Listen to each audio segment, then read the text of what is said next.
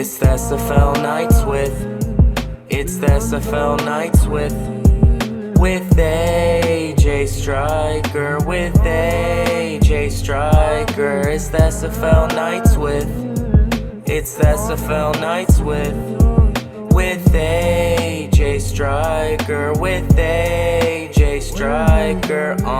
Ashley Jackson about the action. SFL News, come and join with Interaction.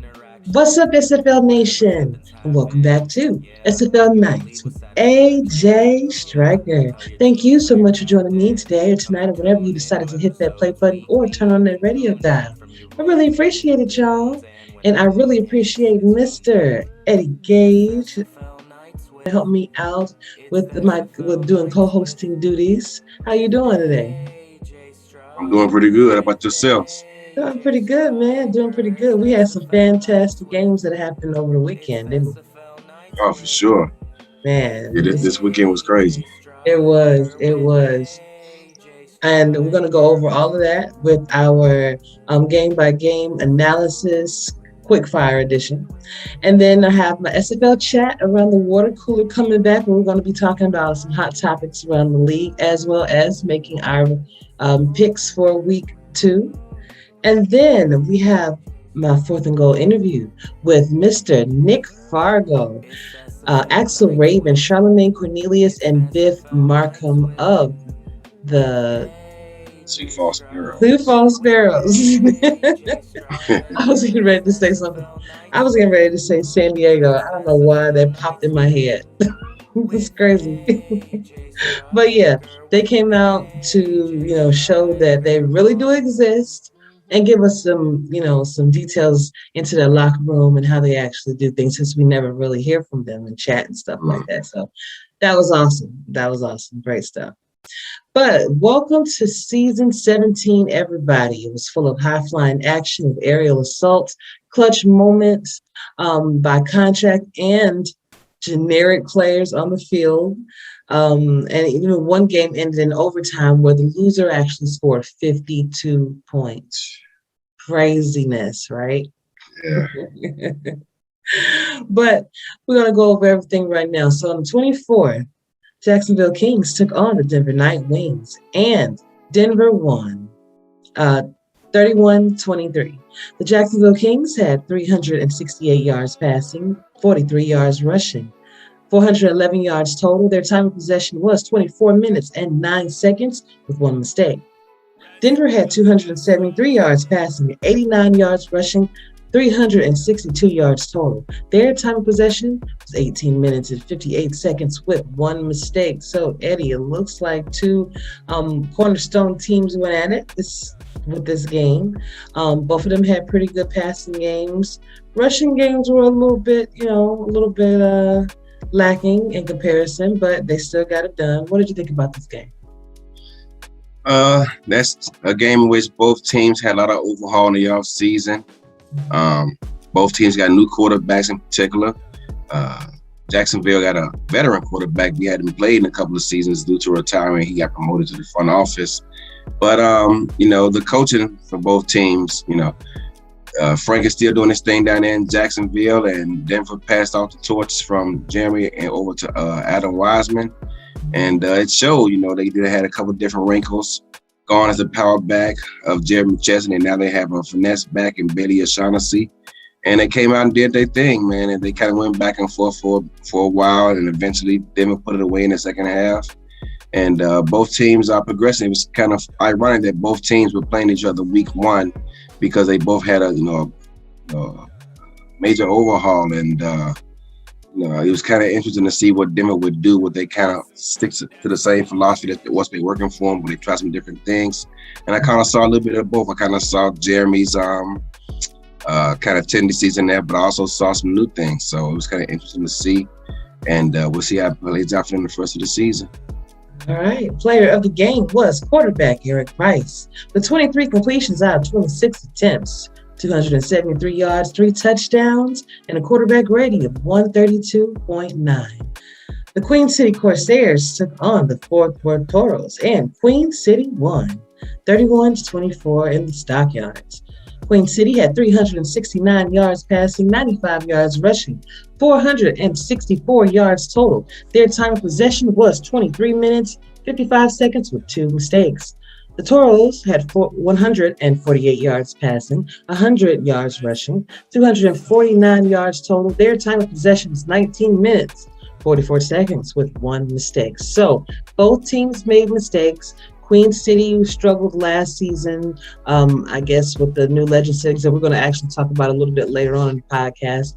I think that was kind of like the catalyst of why they kind of struggled, getting used to that. But it looks like Toros had a balanced game. It's just that Queen City was able to pass a lot more than they're used to. Well, you got also remember that Queen City, they lost their coaching to Fort Worth when Fort Worth got their ownership back in season 15. And they've been kind of looking for a coach ever since and kind of struggled as a result of it. And this past off season, they got Chris Comasack, who went from Fort Worth over to Queen City, kind of a reverse of fortunes, I guess you could say. You know, you got one coach that's going on to lead his team and another one who's trying to find his way. He was kind of helping Fort Worth out this past off season, and the off season got his own gig. He's now the coach, and he's running the show over there in Queen City. And so you got two teams who know each other very well. And Chris Comasack, you know, he's going up against Fort Worth. Now he's playing for Queen City, and he know the organization very well. So, you know, and it showed because he was able to limit Fort Worth's offense, and like we just have not seen. Joshua Williams, not his brother, but Jason Williams had a hard time getting going, and by the time he did, it was too little, too late, and Fort Worth fell on the short end of the stick, and Queen City got a victory. Yes, they did. Player of the game was A.J. Caswell, their quarterback for Queen City, with 32 completions out of 41 attempts, 369 yards, 3 touchdowns, and a quarterback rating of 108.2. And the Florida Storm took on the Arizona Scorpions, and Arizona won 34-20. Hard-fought battle at home. The Florida Storm had 299 yards passing, 43 yards rushing, 342 yards total. Their time possession was 22 minutes, 14 seconds with 3 mistakes. The Scorpions had 331 yards passing, 83 yards rushing, 414 yards total. Their time of possession was 20 minutes, 50 seconds with 1 mistake. So I'm going to go ahead and let you just talk about this game straight up. I'm going to let you just have a pull on this one. Coach, congratulations on the win. I appreciate that. I just happened to be traveling for work and went down to Miami, was working down there. And so before I left, I hooked up with Max Paul, along with Ron Cochran and Evan Carroll for lunch, or for dinner, I should say. And wow, I learned a lot of things about Mighty that I already knew, but to a different level. I mean, he's very passionate. He loves the SFL. And if someone says anything negative about him, they actually have bulletin board material that whoever said anything about the organization ever, that they use for motivation to push themselves throughout the week when it comes to game planning, to get them going, to continue to run the extra snaps until this playbook is ready. And yeah, it was a great game. You know, they down there, they got a new offensive coordinator, and who's Mighty got under his wing, and they're trying to kind of show him the ropes. And so I was kind of nervous because I just did not know what to expect. And we kind of got out to an early lead due to some mistakes by Ron Cochran early, and we put up 21 quick points, and it was just kind of a tough, tall task for Florida to try to overcome, and we were able to hang on for a tough win. But yeah, that was hard fought, well deserved, and it was Arizona's first time starting the season off with a win. And what other way to do it than against the team who already has 3 championship rings and represented the SFL in a championship game last season. So I'll take them however I can get them. But yeah, great win for Arizona. Definitely. And, shout out Max Paul, shout out Florida Storm, AKA Alaska Storm. Apparently Matt didn't want y'all to leave Alaska. We'll talk about that too. That was hilarious. But there was a hard fought battle. And I think this is the first time we ever won against Florida anyway, right? No, I've beaten him Before? I believe three or four straight times now. The last time he beat me coaching was in a semifinal round, I believe, when I was in Houston. So, okay. But good track record. It's a battle every time because it's a chess match because we know each other so well. I mean, it's never a blowout. They're all close, and man, it makes for good drama, but my heart can't take it, man. I hate playing Florida. Trust me, I understand. Big Sexy ain't nobody to mess with, I'm telling you. Player of the game was myself, Ashley Jackson, quarterback with 29 completions, got a 37 attempts, 331 yards, 3 touchdowns, and I have a quarterback rating of 119.7. Thanks, coach. Call the right plays. Appreciate it. Sir, yes, ma'am. Portland Fleet took on the Houston Hyenas, and Houston won in a big fashion, 48-17 in Hyena Den. The Portland Fleet had 145 yards passing, 163 yards rushing for 308 yards total. Their time possession was 16 minutes and 20 seconds with 2 mistakes. Houston had 414 yards passing, 60 yards rushing, 474 yards total. Their time possession, 27 minutes, 12 seconds with 1 turnover. So, Eddie, you just spoke about Houston being your old team. Looks like they put up some large numbers in the passing part of the game. Yeah, they did. I mean, talk about a coming out party for Dave Burr. You know, he's a rookie, was only in the SFL minors for 1 season, so he didn't have that much growth in terms of his player attributes. But man, did he come in, he showed out, man. I mean, every time you looked up, he was throwing the ball deep and someone was wide open. He started the game off right away with a pass deep to DRC. I believe he was on 3rd down for like a 60-yard touchdown, and they did not look back after that. All right, and player of the game was, in fact, quarterback David Burr. 33 completions out of 45 attempts, 414 yards, 4 touchdowns and a quarterback rating of 121.9. The Charleston Predators took on the Las Vegas Fury, and the Predators won 17-5 at Silver State Stadium. The Charleston Predators had 199 yards passing, 161 yards rushing, 360 yards total. Their time possession was 24 minutes and 4 seconds with 2 mistakes. The Las Vegas Fury had 217 yards passing, 60 yards rushing, 277 yards total. Their time possession 19 minutes, 37 seconds with 2 mistakes. What happened with Las Vegas only scoring looks like a safety and a field goal? Is Charleston's defense that good?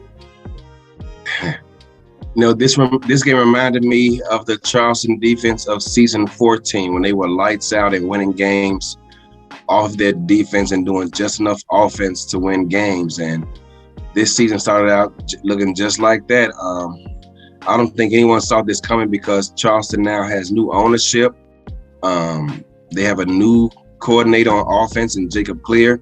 And with him not being seasoned yet, and Charleston's offense already being, lackluster, for lack of a better word, I don't think anyone foresaw them coming in and holding Las Vegas to 5 points. I know Vegas did have a missed field goal that could have been, set the tone for how the rest of the game went.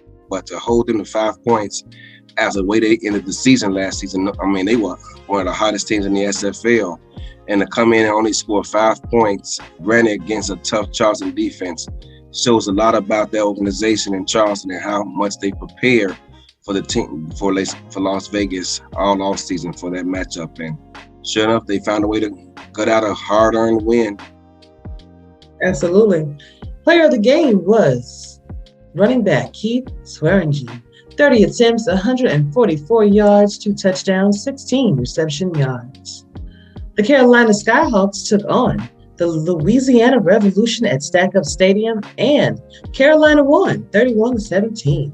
The Skyhawks had 323 yards passing, 34 yards rushing, 357 yards total. Their time of possession was 22 minutes, 15 seconds with 1 turnover. The Revolution had 244 yards passing, 55 yards rushing, 299 yards total. Their time of possession was 21 minutes, 45 seconds with 1 mistake. So Carolina came in this game swinging, didn't they? With Matt South as their new quarterback. Looks like he found a great fit with Carolina, huh? Who saw this coming, right? I mean, you're talking about Matt South, who looked like a pedestrian quarterback and over there in Portland, and people were wondering, was it the system? Was it his build? You know, what was going on with Matt South? And he comes out in Carolina against a aggressive defense over there in Louisiana, and he just lit them up. I mean, it was nothing Matt South could not do. He looked like a totally different quarterback, and I could just imagine the smile on his face as that game progressed to see his players shine like that, because, you know, Matt South is a former Baltimore Crab. I played with him, and to see him come out there and light things up like that was crazy. And shout out to Carolina for getting that game ready and getting, you know, Matt South ready. And they came out there and utilized him and his talents and put on a show offensively. And Louisiana could not have seen that coming, because they have a pretty aggressive defense, and to see Matt South go out there and light things up like that was very impressive. Absolutely, absolutely. And so much so that he was the player of the game with 30 completions, 35 attempts, 323 yards, 2 touchdowns, and a quarterback rating of 112.3. The Lone Star Glory, well, these games took place on the 25th. The Lone Star Glory took on Mexico City Aztecs at the Estadio Azteca, and the Aztecs won 31-17. Lone Star had 142 yards passing, 90 yards rushing, 232 yards total. Their time possession was 17 minutes and 11 seconds with 2 mistakes. Mexico City had 229 yards passing, 232 yards rushing, 461 yards total. Their time of possession was 26 minutes, 20 seconds with 2 mistakes. So even though both teams made 2 mistakes, clearly Mexico City had a more balanced game than Lone Star, which I think was the reason why they won. What about you? Well, Ramos, I was telling someone this the other day, you know, shout out to Ramos and Mighty RX.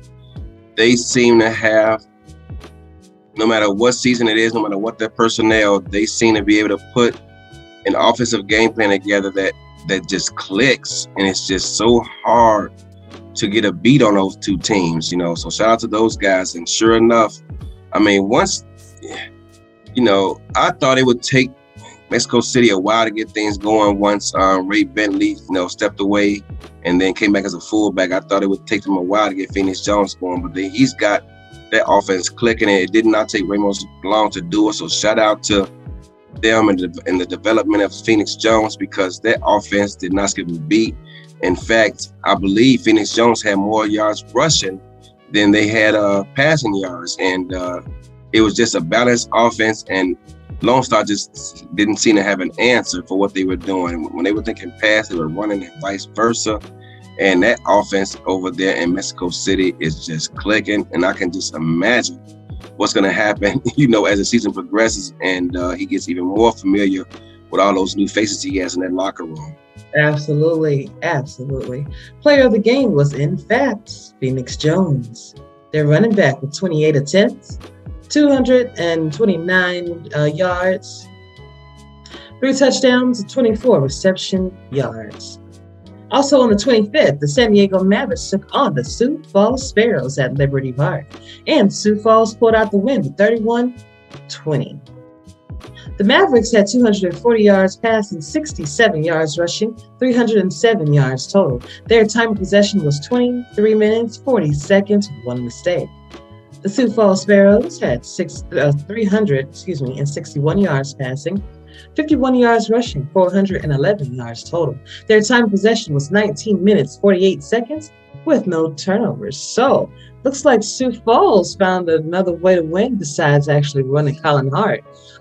Passing game was on point with Julian Tyree, would you say?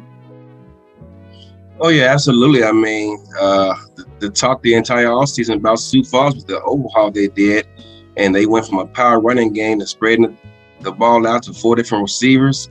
And sure enough, I believe it was like the second or third play of the game, if not the first, I can't quite remember, but they threw a bomb for like 60 or 70 yards for a touchdown, and everyone goes, "Oh wow, okay, I see what's going on." And it was just,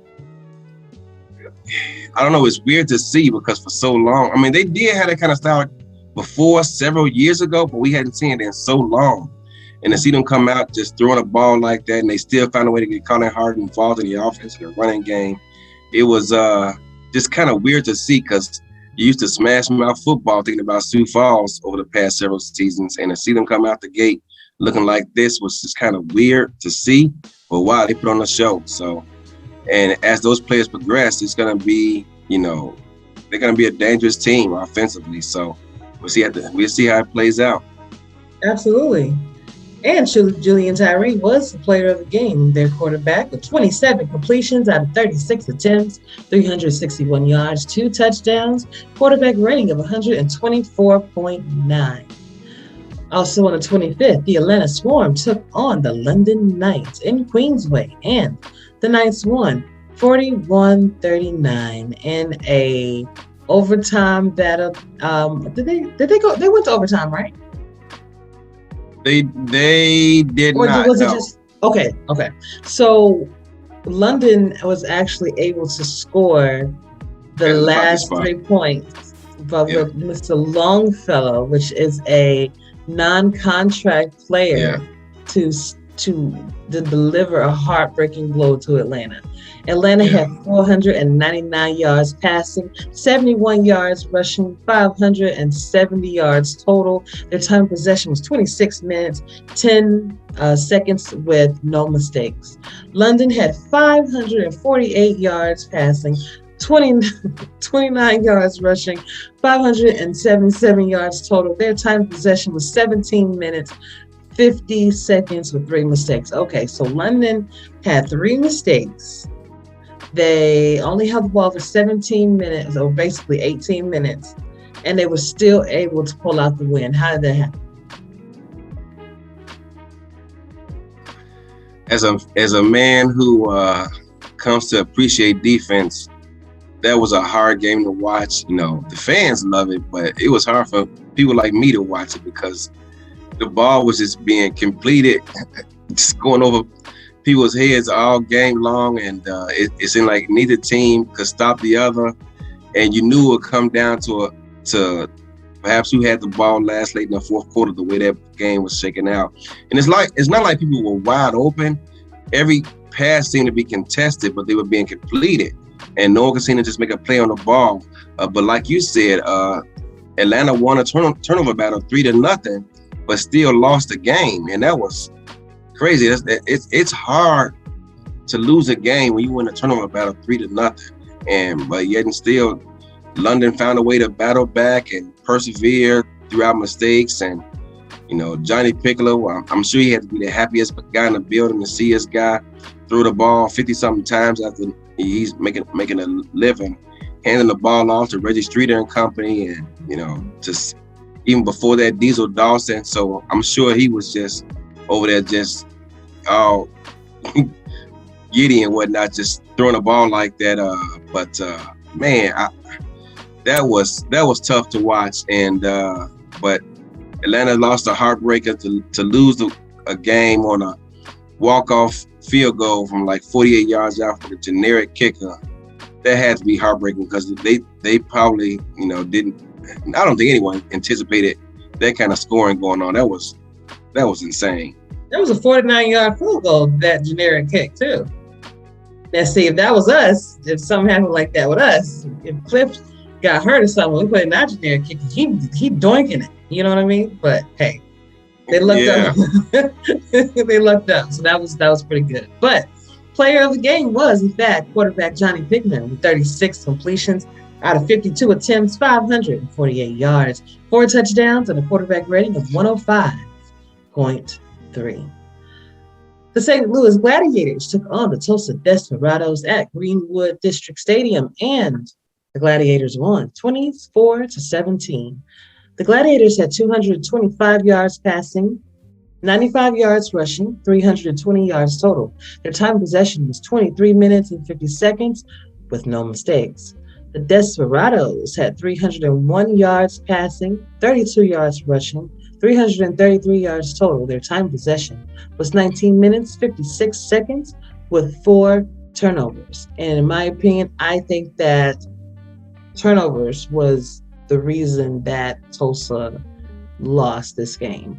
They both had fantastic games. St. Louis is not the St. Louis of old where you can kind of just go down and check them off as a win for you. They're going to hand it to you if you're not prepared. And it kind of seems like that's what happened with Tulsa here, huh? This was a game of two teams who are in the same division. They know each other very well, and you could tell because they came out pretty much knowing what the other team was going to do. St. Louis doing what St. Louis does with Drew Riley. He's an aggressive coach. He learned up from up under Daryl Smith, who's now in Louisiana, and they have the same defensive philosophy. And they were able to produce a lot of turnovers. However, they were unable to turn them into points, at least not early on. But they were able to do so as the game progressed, and they got a lead and held on to it up until the waning moments of the game. And as you said, Tulsa scored what looked like to be the game-tying touchdown as time expired, and everyone thought Tulsa got robbed. But actually, I was caught in another game, and at the conclusion of it, Cam went back and rolled back the tape and showed at a different angle. He actually was short. He was down and tackled literally just like centimeters outside the goal line, and he really was short. So I thought he was robbed too, just upon first glance, but upon further review, the tight end actually was short, and it's a shame because to battle back like that and come literally inches short of tying the game and going to the overtime was heartbreaking. Yeah, it was. Man. And player of the game was Christian Brown, quarterback. 22 completions out of 27 attempts, 225 yards, 1 touchdown, and a quarterback rating of 113.7. And the Los Angeles Vikings took on the Baltimore Vultures at Vulture Field, and Baltimore won in a big way, 57-10. LA had 303 yards passing, but only 10 yards rushing. Never seen that before. 313 yards total. Their time of possession was 19 minutes, 30 seconds with 5 turnovers. Baltimore had 506 yards passing, 33 yards rushing, 539 yards total. Their time of possession was 24 minutes and 57 seconds with 3 mistakes. Now, both teams made their share of mistakes, but I'm thinking with the 5 turnovers that LA had, they only being held to 10 yards rushing and not being able to have the ball for long was the catalyst of the reason why they lost and why Baltimore won the game. What do you think? Wow. Baltimore came out of the gate picking up right where they left off last season. Wide receivers chucking the ball deep early and often, and defensively they were clicking. And LA, man, that was kind of hard to watch. It's like their fullback was the quarterback's only. When you constantly find yourself punting the ball back to this vaunted Baltimore offense, it was just, man, that was tough to watch. I got some friends on that LA team, and to see them come out and struggle on both sides of the ball like that. It's one thing to struggle on one side of the ball, but when it's a total breakdown on both sides of the ball, it's going to make it for a long day, and Baltimore took advantage of it. But the good news for LA is it's just 1 week. It's week 1, and you got 11 games left to try to right the ship, and it starts in week 2. And I'm looking forward to them bouncing back. But yeah, that was hard to watch as LA has to, rebound rather quickly and get that playbook in order, because anytime your fullback's your leading receiver, it's going to make for a long day if your defense is not holding the other team in check. So hopefully LA will find a way to bounce back in week 2. I'm sure they will. Player of the game was quarterback Jack Wigmore with 32 completions out of 45 attempts, 506 yards, 4 touchdowns, and a quarterback rating of 110. Last game was the DC Dragons taking on the Vancouver Legion in Canada. Vancouver won 55-52. This game went into overtime. When I tell you this was such an exciting game to watch, you can also rewatch this game on our YouTube channel, which will be in the description. Absolutely amazing game. DC had 500 yards passing, 48 yards rushing, 548 yards total. Their time of possession was 23 minutes, 47 seconds, 3 mistakes.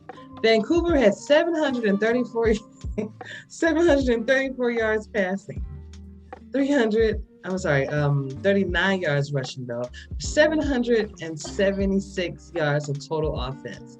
Their time of possession was 24 minutes, 38 seconds with 3 mistakes.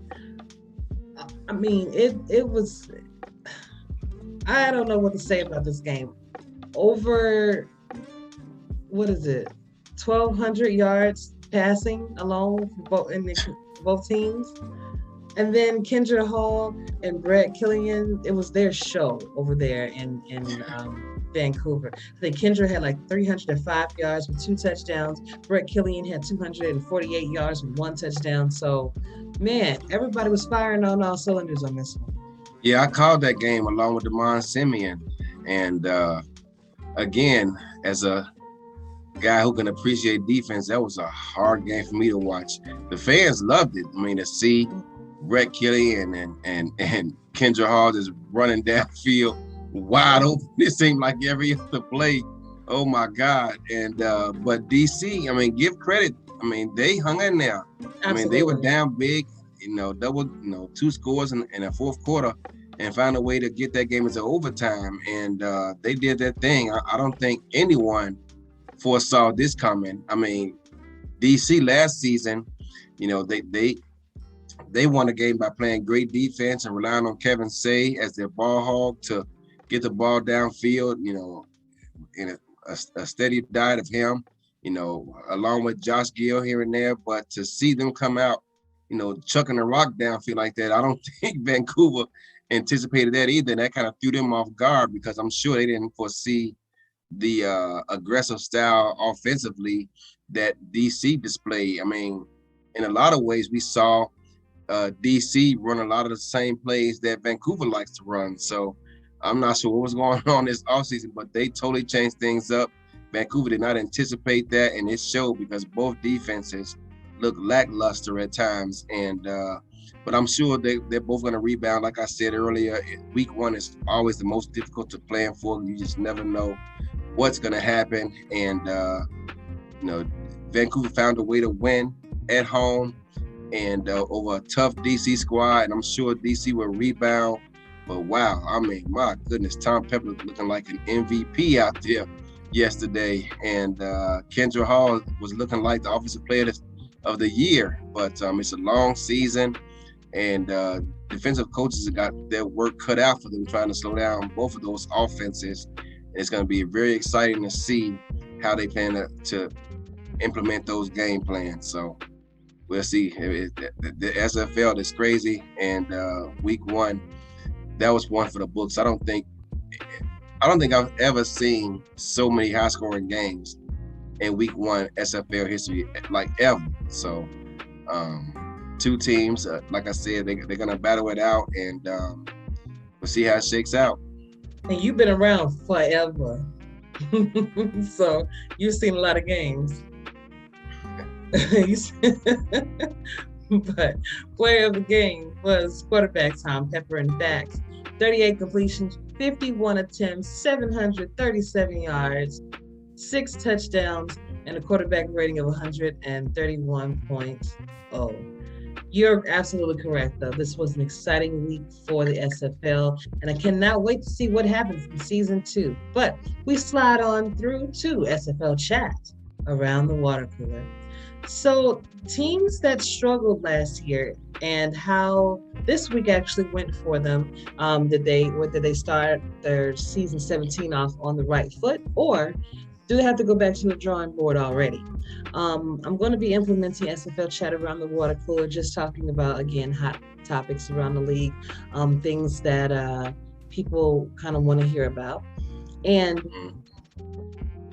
in my opinion, those teams that kind of struggled last season for me was San Diego, DC, Sioux Falls, and Queen City. Now, there are a couple other ones that I could have thrown in there, but I think these were the ones that were kind of, well, most surprising to me, and I'll tell you why. With San Diego, of course, new team. Optimus has been in the league actually for San Diego and DC. Both of them are new teams. Both owners have been in the league for a very long time, with Lord Destro and with Optimus Klein. I'm thinking that with the addition of the legend settings and with them just kind of getting their feet wet, so to speak, I think that's one of the reasons why they had the seasons that they had. But when you look at teams like Sioux Falls and Queen City that have been the catalysts, have been here forever, and you see them struggle the way they did, you wonder, like, what's really going on? Is it just a one-time thing, or is it because of the legend settings and them being so used to prepare the playbooks in a certain way, and now you have to look at the game totally different because it's set on basically kind of like a hard mode setting. All of them did a fantastic job this week. Sioux Falls, Queen Cities won their game. San Diego, DC put up some fantastic numbers in theirs. I think that these teams are actually going to do fair well this season. What about you? DC has veteran coaches.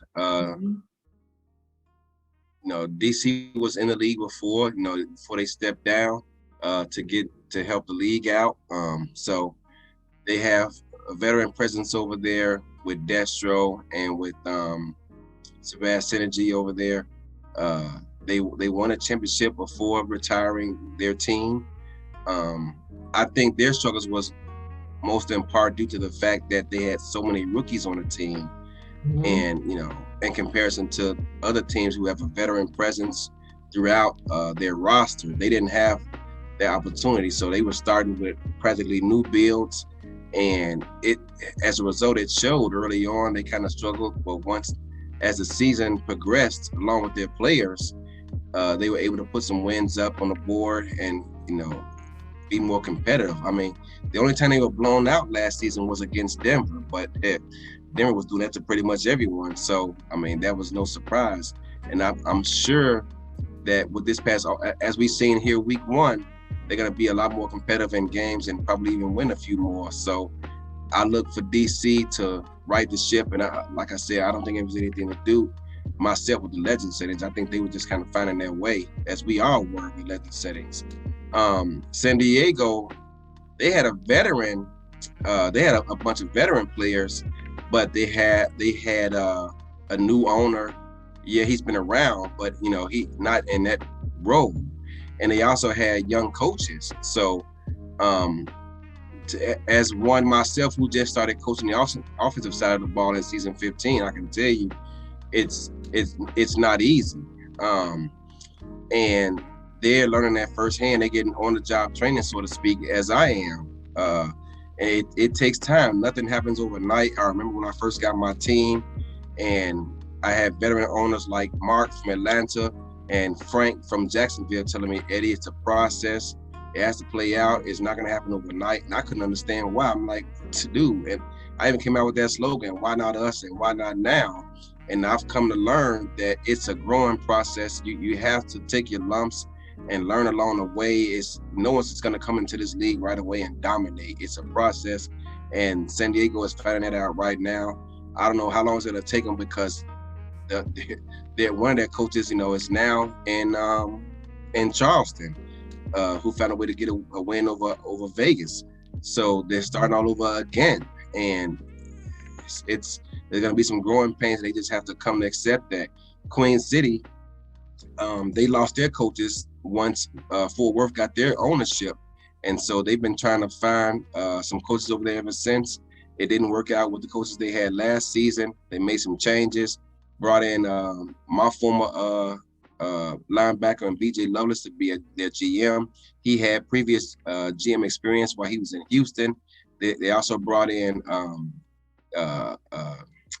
what's the guy's name, the fullback, whose name is eluding me, but they brought him in, the former Fort Worth fullback. He's now their coach and he has experience, and they found a way to get a win over a tough Fort Worth team, and so they have veteran presence over there. So I think Queen City's gonna have a bounce back season. We're gonna meet them week 3. So our schedule just does not get any easier as Cam just continues to find a way to screw me over, but it's all good. But yeah, I mean, so, and who was the 4th team? Queen City, San Diego, you mentioned. Who? And Sioux Falls. Yeah, Sioux Falls. Sioux Falls, if there's a team who struggled due to legend settings, I believe it was Sioux Falls. You can also throw in Louisiana in that mix, because teams who are predominantly run heavy and rely on the run game were going to struggle, it seemed like, because everyone was noticing once we started running sims with those legend settings, is these running backs, they aren't as productive as they were in seasons past. So you're going to have to rely on the passing game as well as your running. It takes a balanced effort, and those two teams suffered the most from it. I thought Denver would struggle a bit, but they just kept the ball right on rolling because they are so predominantly reliant on Jared McChesney, but they found a way to not only adapt but also win the championship. So, but I think both those teams will bounce back. San Diego's been around for a long time. They're gonna figure things out. They had some on-the-job training, I guess you can say, last season, but I expect them to bounce back in a major way, and they started that this past week with a win over San Diego. So we'll see how it plays out. Absolutely. And did you have any teams that you kind of wanted to add to that mix? Like quickly, if you wanted to just kind of mention some people that you're probably going to be watching this season, just to see how they're going to do. I would actually kind of add LA to that. After this first performance with the new coaching from James Klein. I think he took over the playbooks. They struggled, and of course, when you've been out the coaching game for a while, it takes you a minute to get your feet wet again and to kind of get back into the swing of things, especially if you're not used to a particular setting or just haven't been in it in a while. What are your thoughts on that? We kind of alluded to that earlier, but did you want to add anything into that? Anything else to that? LA, James Richards, I kind of touched on that in this past off season. And wow. I don't want to touch on it too much. I'll just say LA and the fans of LA, that team, it's only 1 week. Florida has struggled several seasons out the gate and still found a way to make the playoffs, and along with several other teams. And half the team's going to lose week 1, so it doesn't matter if you lose in a blowout or losing a close game. Only half the teams are going to win, obviously. Absolutely. And there's still time to make necessary changes and adjustments to your playbook and whatever course may be. But yeah, you touched on it, James Richards.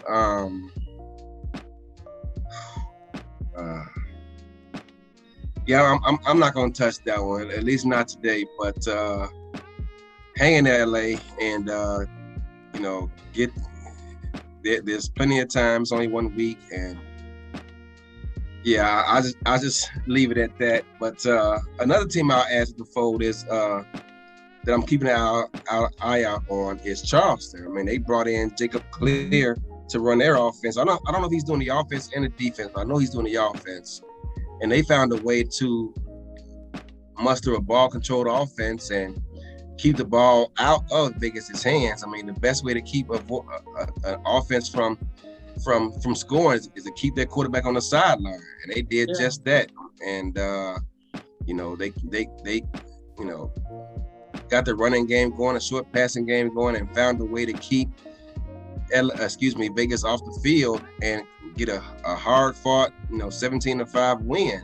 Now, can they do that every week? I don't know, but to hold Vegas to 5 points, I don't care who you are, it's impressive. So that Charleston is another team I'm keeping my eye on. Like I said, they got new ownership and new coaches, so we have to see how that shakes out. So good luck to all those teams. Absolutely. Absolutely. And we're going to slide right into our picks for week 2. So, all right. First game on July the 30th, which is Friday of this week. We had a very short week with the Arizona Scorpions taking on the Fort Worth Toros at 2:30 p.m. on For the Fans and Twitch Network. Next Level and For the Fans. And of course, I'm going to go with Arizona to win. I do think that this is going to be a challenging win, though, because Stephen Hacker and crew is they're no slouches on the field. They will pick you off if you're not careful. If you throw too many times, they will find a way to get that ball. But I do think that we have a good chance to win, probably about 7 points or so. I played them twice, 2 seasons in a row, and this is gonna be the third. And both seasons I've done it different ways. I don't want to harp on that too much, but I mean, hey, you can find it on YouTube. I mean, the tape doesn't lie. I mean, and their defense is tough. And Coach Craven he predicted them to go to the championship to play Vancouver. Talk about a game of offense versus defense, but we got them up here week 2. They're looking to bounce back after taking a hard loss to Queen City, and we're looking to keep the momentum going after getting a win versus Florida. That's going to be a tough game, and my Sims show me the same thing. Their defense is tough. They got some physical corners out there on the outside. Their linebacking core, they have 3 of them, so it's hard to get the run game going. So I'm trying to find out where the offense is going to come from, and it's been a struggle for me trying to figure that out thus far. But I still got a couple of days to try to get that shored up, and we'll see how it goes. Offensively, Jason Thriams is a handful. I think Robert Garrett Jr. is a top 3 tight end in this league, and they got a speed demon out there and Hack on the outside. So my God, I got my hands full, but thankfully I got a couple of days left to try to figure it out, and hopefully we can try to find a way to get a win. So we'll see. All right, Coach. All right. And Nightwings, Denver Nightwings, will be taking on the Atlanta Swarm at 3:15 p.m. on the Simulation Football League's Twitch channel. And that is going to be an awesome game to watch. I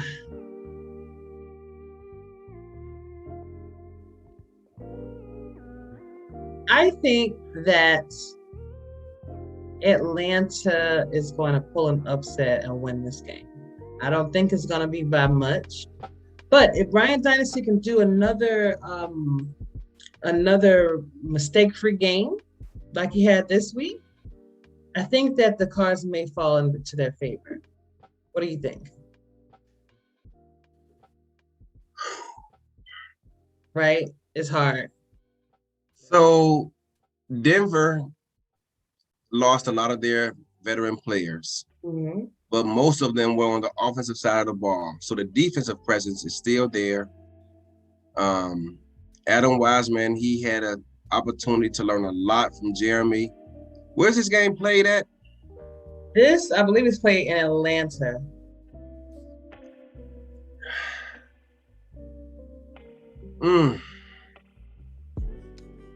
Yep, at the Hive.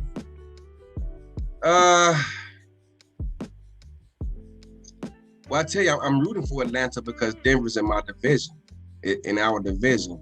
Right. So you're choosing Atlanta? I'll choose Atlanta because I'm rooting for them. They're in my division. That's going to be a close game. It is. I think that game's going to come down to the fourth quarter because you aren't going to see that this team in Denver. They're gonna be better prepared defensively than London was. I don't think Denver is as explosive offensively as London is, so there's kind of a wash there. But man, I don't know. I'm gonna say Atlanta because Denver's in our division. Okay, gotcha. The Sioux Falls Sparrows will be taking on the Tulsa Desperados on For the Fans Twitch, For the Fans Next Level Twitch channel, and that'll be at 6 p.m. I think, and they're going to be playing at Greenwood District Stadium. Well, actually, it looks like it has both of them on there. I'm not quite sure. But I think the Sparrows has the momentum that they need to kind of keep it going. So as much as I hate to do it, I'm going to, do it against my old team, Desperados. I think that the Sparrows are going to get you. Tulsa plays defense unlike any team in the entire SFL. Mm-hmm. And if this would have been the Sioux Falls offense of last season, I would have predicted a Sioux Falls win by double digits. Mm-hmm. But because of their philosophy now on offense, that's not so easy to predict. And I don't want to get too much into it because I don't want to give away keys for either team. But because of the changes that Sioux Falls made offensively, this game is going to be closer than it would have been had Sioux Falls had the same personnel offensively as last season. So I really wish Tulsa would get Sanzo more involved in the offense because that guy's a ball player. And why they choose not to involve him more is beyond me because I'm an old school in which I like to see those running backs get involved, despite the fact that you throw the ball so much sometimes. But I'm gonna go.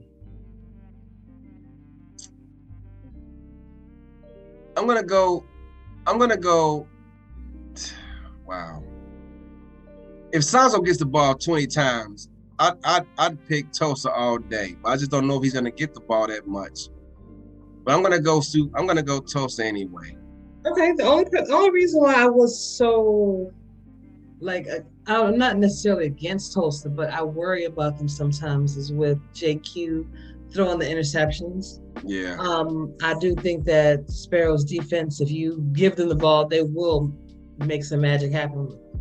And if you're going to be throwing those many interceptions, that means that's that many chances for them to get a touchdown. So it means they aren't giving Sanzo the ball enough to take some of that pressure off of JQ. Yeah. Give the ball to Sanzo more often, and he won't have that pressure. Yeah. So definitely. That's my 2 cents. And on the SFL's Twitch channel, the Mexico City Aztecs will be taking on the Skyhawks. Now, the way the Skyhawks played, they have been, surprising people lately. Mexico City came off a fantastic win this week. And that Matt Wilson to Mike Dagg's connection is strong. Phoenix Jones, of course, is somebody to definitely look out for. But with Matt South over there at the Skyhawks doing his thing too, the Skyhawks are not the old Skyhawks where you can just kind of chalk it up as a win either, because some people were doing that with them as well. I like this because these are not easy picks. No. And Carolina will be playing at home with this one too. I think that Mexico City Aztecs, Ramos Linen Company is actually going to take this win. Probably by not much, though, because the way Harish has been planning, they're going to have a hard time, but I think Aztecs are going to win by a very small margin. This is a tough game. Man. As you stated, I mean, what that shows you, with all these tough games to predict, is the parity in this league is at an all-time high with all these coaches out here. And it's hard to ever go against a team like Mexico City, who I don't even recall the last time they didn't make the playoffs. And they're a season 9 champion, going up against Carolina, who shocked the world with the way their offense was just clicking in Louisiana. And so now they're playing their first game at home. Matt Wilson just became the first QB to have 300 passing TDs. And of course, I believe it was to Mike Daggs, of all people, who got the touchdown. Mexico City, though, aren't as dominant on the road as they are at home. Okay.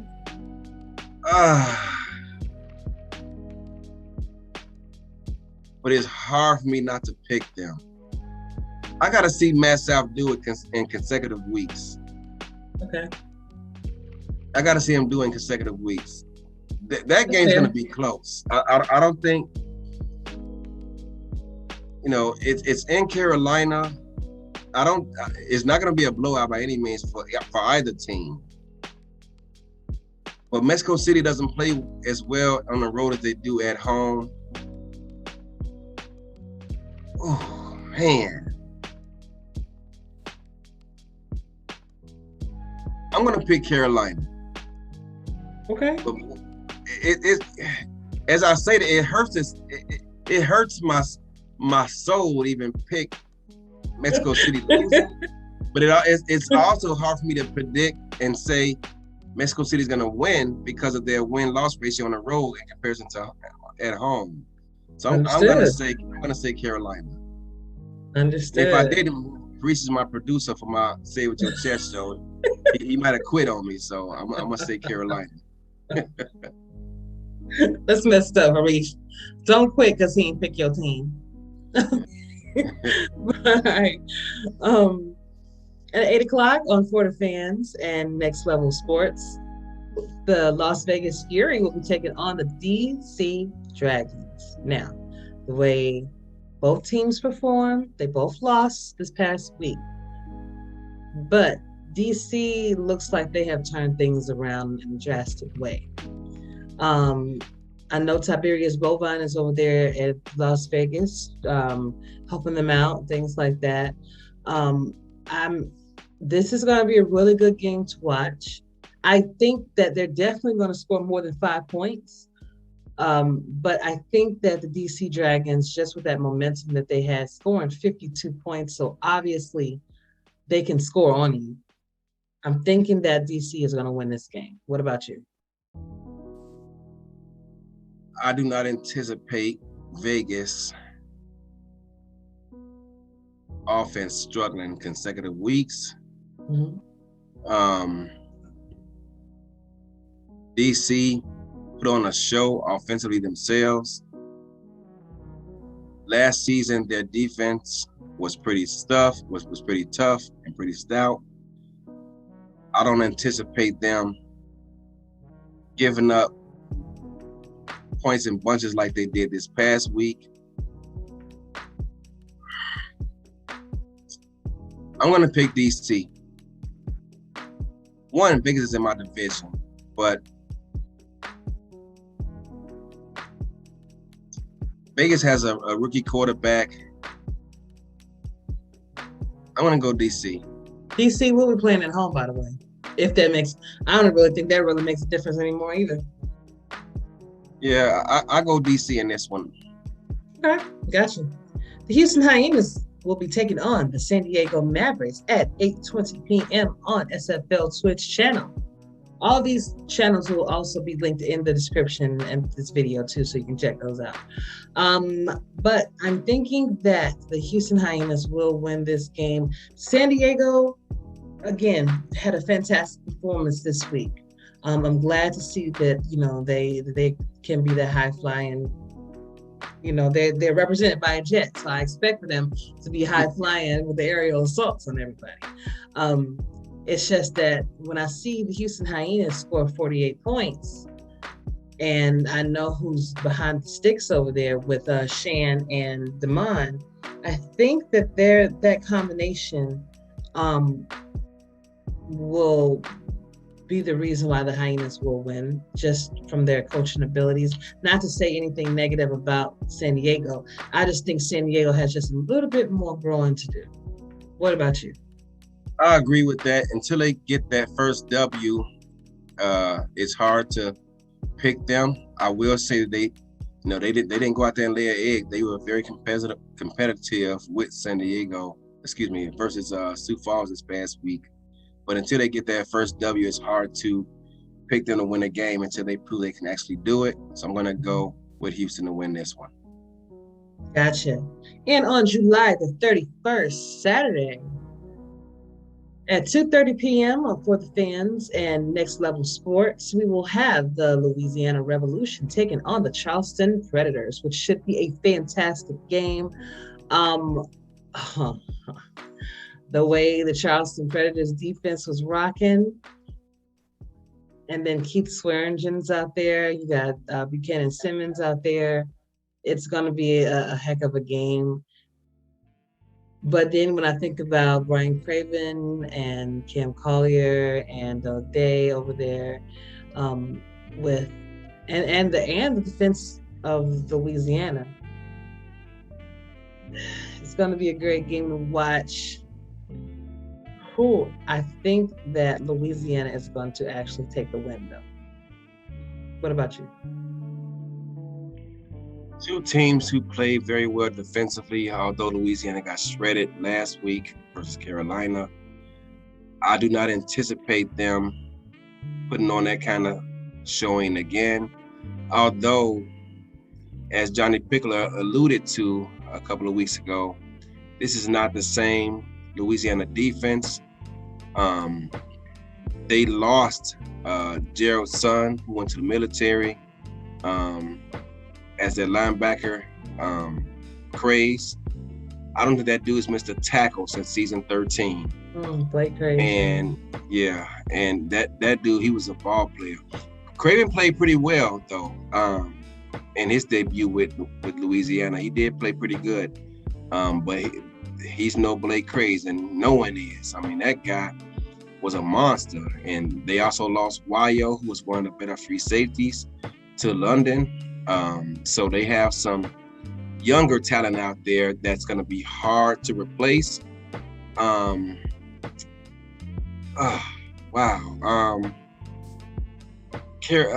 Charleston has a veteran presence out there on defense.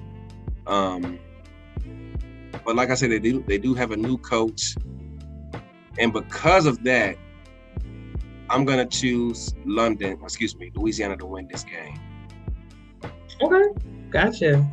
And speaking of London, they will be playing at 3:05 on the Simulation Football League's Twitch channel against the Queen City Corsairs. London versus Queen City is going to be an excellent game to watch. You got Chris Komosak over there on the sticks, as well as Liam and Chad Rowland and those guys over there. You got Johnny Pickler, going against A.J. Caswell. Looks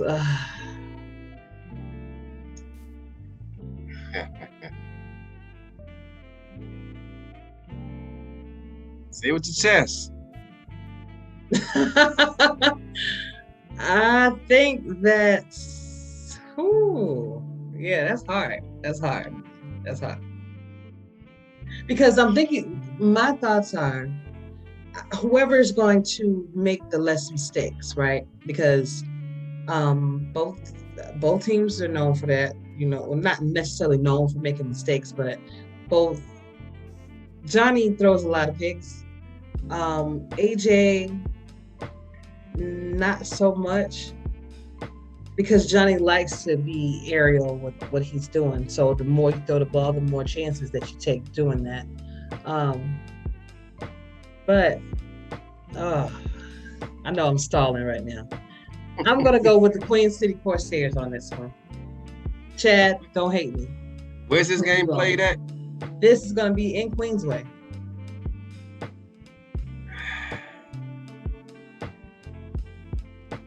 So, looking at that London game this past week,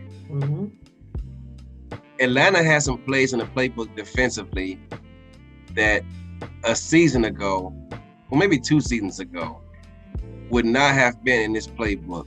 And as that game, played out, I was asking myself, why are these plays in the playbook? I just don't understand it. Especially not week 1 when you don't really know your opponent that well.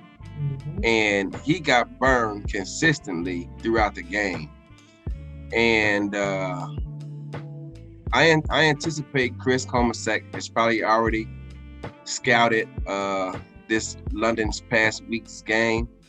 I don't anticipate London making a lot of changes offensively, and why should they when they scored as many points as they did and moved the ball as well as they did throughout the game. So Queen City will be better prepared. Queen City is at home. These are Powell this past week. Queen City is I think they in London, Queensway. Oh, I'm sorry. You're right. You did say that. I'm sorry. But this past week, Deezer Powell, he looked like the Deezer Powell when he played in New Orleans with the Pharaohs. I mean, he went at Aiden Davis and played very well. Aiden Davis did get a pick in the end zone, but they attacked Aiden Davis. In fact, on a number of plays, they sought him out, and Deezer Powell was the #1 option. And to see that kind of surprised me, because Aiden Davis is a lockdown corner, man. That dude is physical, and he plays very well. And to see them attack him like that surprised me. But if anyone can do it, it's Deezer, because Deezer has been doing that for a long time, particularly when he was in New Orleans with the Pharaohs. So to see him come back and have a game like that was nice to see. Will the offense be enough? I don't know, because I don't have enough tape on them yet with Chris as their OC. I mean, I've only seen 1 game, but I anticipate them to have a better defensive game plan than we saw Atlanta use this past week. So, oh man, oh my goodness. If there was a game where Queen City could use Jeff Duffy, it's this game. Okay, because he's gone now to Fort Worth, and Johnny's going to be slinging that thing downfield, and they could really use his pass rushing ability to try to mitigate that. And that's it's almost a pick'em game, but I feel like I gotta pick someone to win. So you do. So I play Queen City week 3 as a convention. And so for that reason alone, I'm gonna pick Queen City, because I don't want them to be winless coming into our game. I need them to have a win. Hungry. Yeah. Smart. I need them to have a win under their belt, because I don't want them to be, winless and desperate trying to get a win against us. So I'm gonna pick Queen City and my boy BJ down up there to get that win week 2. Gotcha. The Jacksonville Kings. Don't DM me, Johnny. I'm sorry, man. I had to pick somebody. You know he is. Yeah. You're probably gonna DM both of us. But this is a classic game to watch on Next Level Sports at 4:40 p.m. with the Jacksonville Kings taking on the Florida Storm. And it's going to be a fantastic, like I said, this was the game that actually brought me into the league when they were the Tallahassee Pride, when they were the Alaska Storm. When I saw them on the field, it was great ball to watch. And they're going to be in Florida this week. Well, the I. So it's fun to see both of these teams, cornerstone teams at that, go at it often. I think that Mighty is going to be hungry for a win, and I think that they're going to get it. So I'm going with the Storm. The loser of this game is going to be 0-2. That's going to be hard to imagine. Mm-hmm. I'm sure that's a rivalry game for both of them. Mm-hmm. They've played against each other in the championship.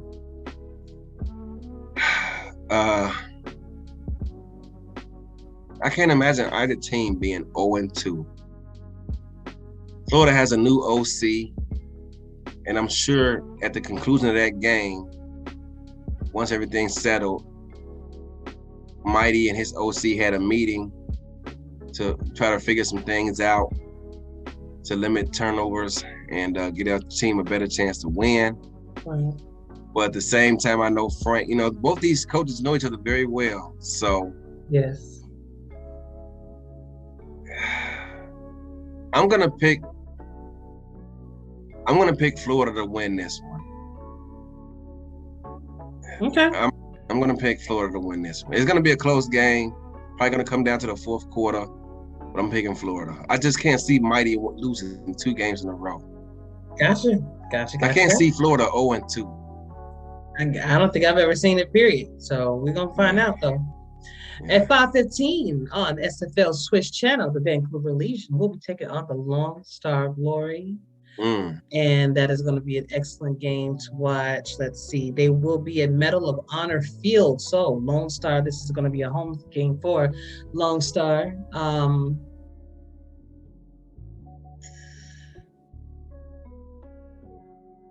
I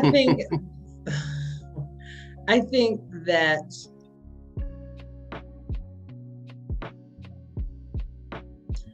Vancouver gonna take this win, and the only reason why I say that is because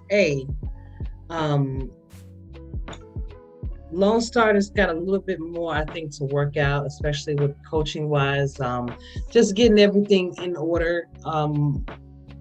Because with the coaching changes, things happening last season, still probably is a little hazy for them. With Vancouver firing on all cylinders, the way they performed last week, as with Kendra Hall, Brett Killian getting involved, Tom Pepper doing over 700 yards passing, I gotta go with Vancouver.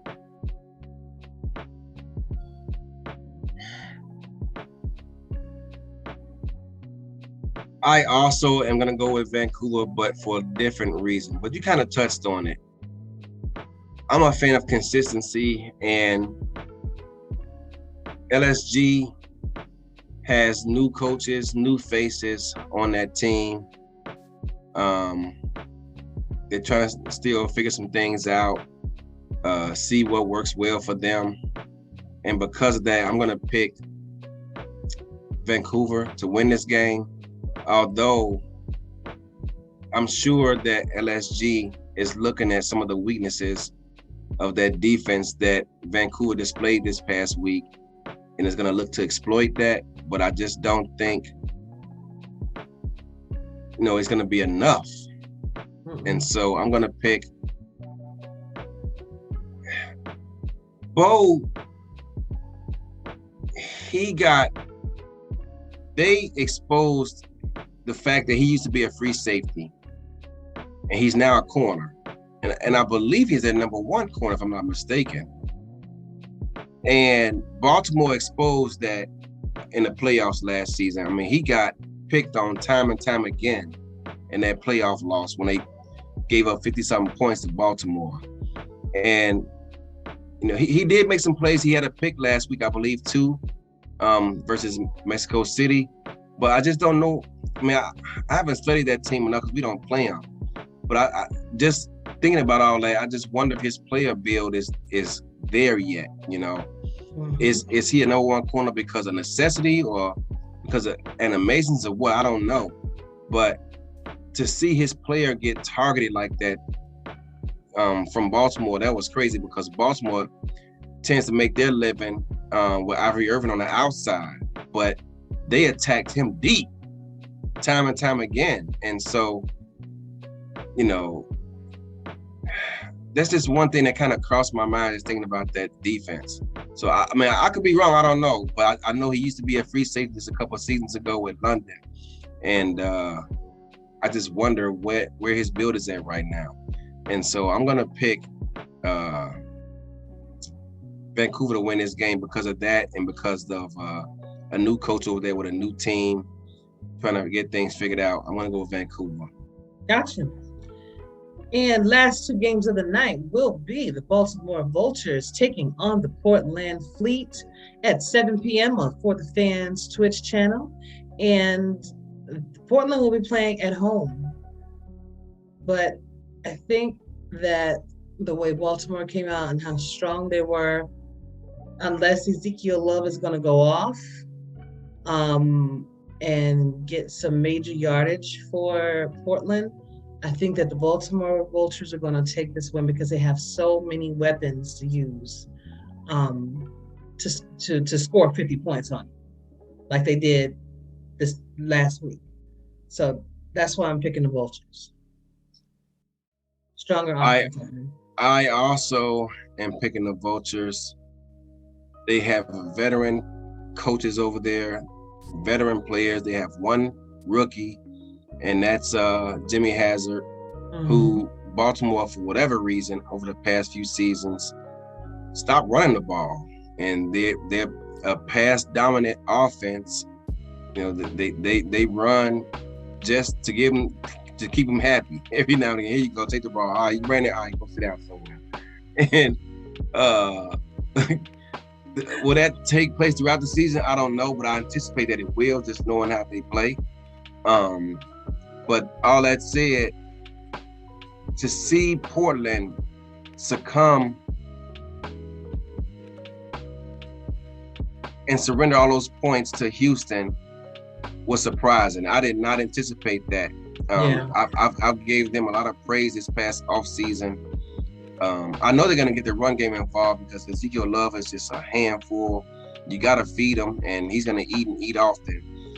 But their Achilles heel seems to be the passing game. And when that defense gave up the points they did versus Houston, that was surprising, and it's just another mountain to climb. But I figured they'll get that short up because Art Bendelay is one of my favorite coaches to watch play. And he had some plays in the playbook that kind of shocked me versus Houston, and it got exposed time and time again. And I'm sure he's already went to his Excel spreadsheet and hit that little X right there to remove those plays, because I was kind of surprised to see those in there. And Houston took advantage of it repeatedly. So all that said, I still anticipate Baltimore winning because that veteran coaching staff and that veteran team they got over there. So I got Baltimore winning that one. One more thing to say about Baltimore. Ever since they did move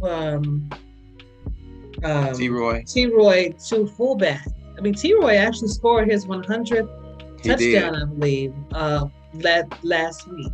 Yeah, he did. And as a fullback. So you don't get that too often. Yeah. I think that when you do have a fullback and a running back on the team, I think they did it the right way, because you have a running back that is brand new. Mm-hmm. And then you have a veteran fullback that's making that way from, hey, man, go this way. I'm making the block for you. Just do what you got to do. And then you have that extra hand just in case Jimmy is jammed up too. So if I need to hand it off to T-Roy, we know T-Roy is going to get yards. That's what he does. I think that when Legend Settings changed over, of course, that didn't necessarily agree with his build at that moment, but we know T-Roy is what he's capable of. And I know that TJ is able to work around that. So I think that they will be using their running game a little bit more against certain teams though. But I think they got Jack has a good arm, and I think they're going to be relying on him a lot as well. But last game of the night is the St. Louis Gladiators taking on the Los Angeles Nightlings at 7:20 p.m. on the Simulation Football Twitch channel. Another great game to watch with the new coaching staff over at Los Angeles. Unless they make some major moves, be able to protect Sully a lot better than they were, get Sully the ball, to make the right plays and things like that. I think that the Gladiators are going to wind up taking this win if the Lycans can't find their footing. And it's probably going to be about 7 to 10 points. And they're going to be playing, let me see. Well, Los Angeles will be playing at home. They do really well at home. So that means St. Louis is going to have to travel to get this win.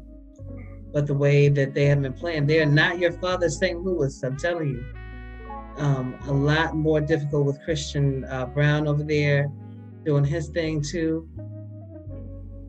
I think it just depends on whether the Lycans are going to be able to capitalize off the mistakes, if they're able to catch some interceptions of Christian, and if they can keep Sully upright and mistake-free for the most part, they got a good shot.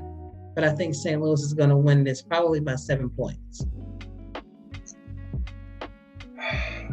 I got to see it first. What I like about St. Louis offense is they don't put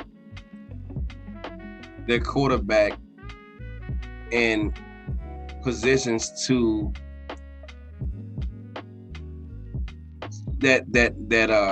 creates turnovers a lot. They manipulate the ball downfield. They're very patient. They have a great running back. They use them a lot. They don't throw the ball deep a lot.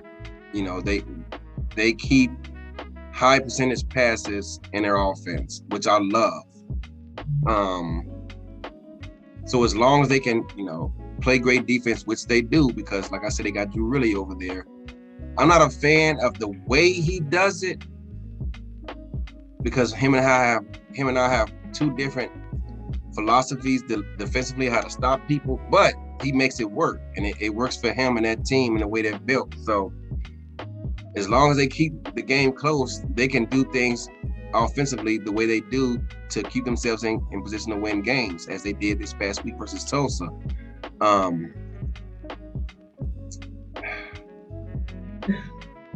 That game's in LA, you said?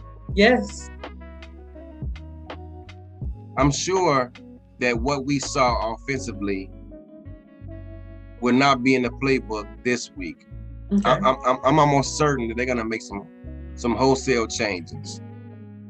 Maybe perhaps not wholesale, but they're gonna make some changes to that playbook to do some different things.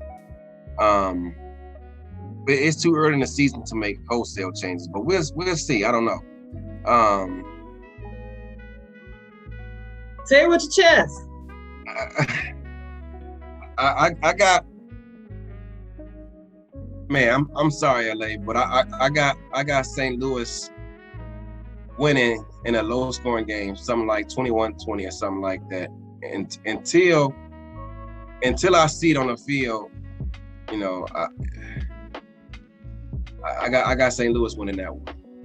Yeah, it's a fair assessment. I mean, they know how we feel about it. It's just that you have to show it proof. As many people in the league that like the Arizona Scorpions, when we first started, we couldn't just they're gonna win. Yeah, you know what I'm saying. And even as we progressed, some people are still not sure about us.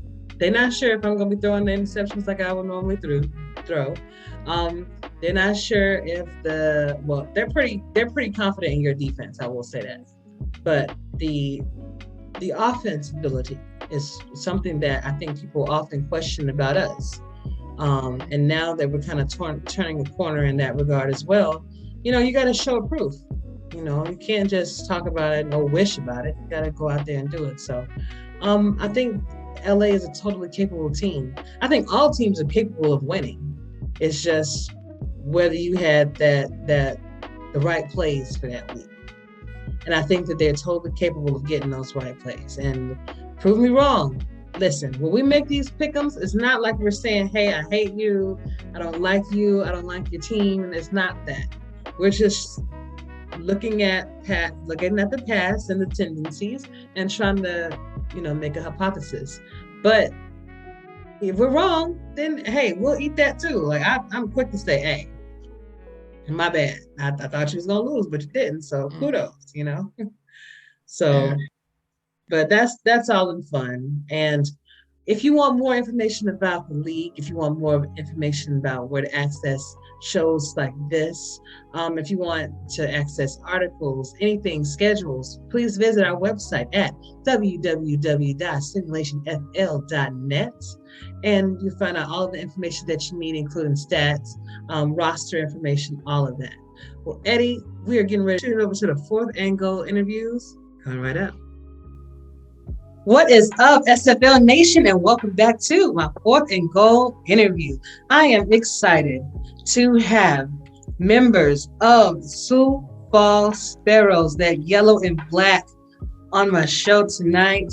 They're feeling really good after a big win yesterday. I think that it was probably a team booster, but we're getting ready to, morale booster, I should say. Well, we're getting ready to talk about all of that right now. Guys, welcome. Welcome. Thank you.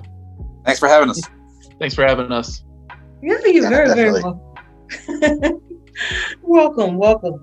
All right. So now this is going to be a little different from my normal podcast because I have a few of you on, but I would be happy to have like a more in-depth interview with some of you, Nick Fargo, Chris Brown, Biff Markham, all of you, because Raven, Axel and I did this already, so he knows. Oh, okay. Yeah. But this is about the team and everything. So how are you guys feeling after that win yesterday? Awesome. Feeling great. It was nice. Last year. It was nice.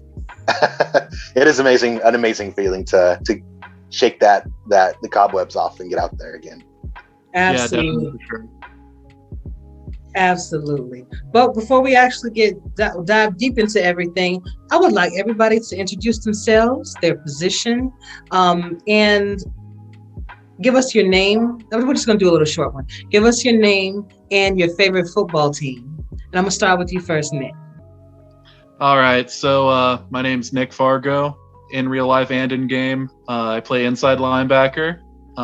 And obviously you can see the G here. I'm a Packer fan, born and raised. My walls are even green, so that's cool.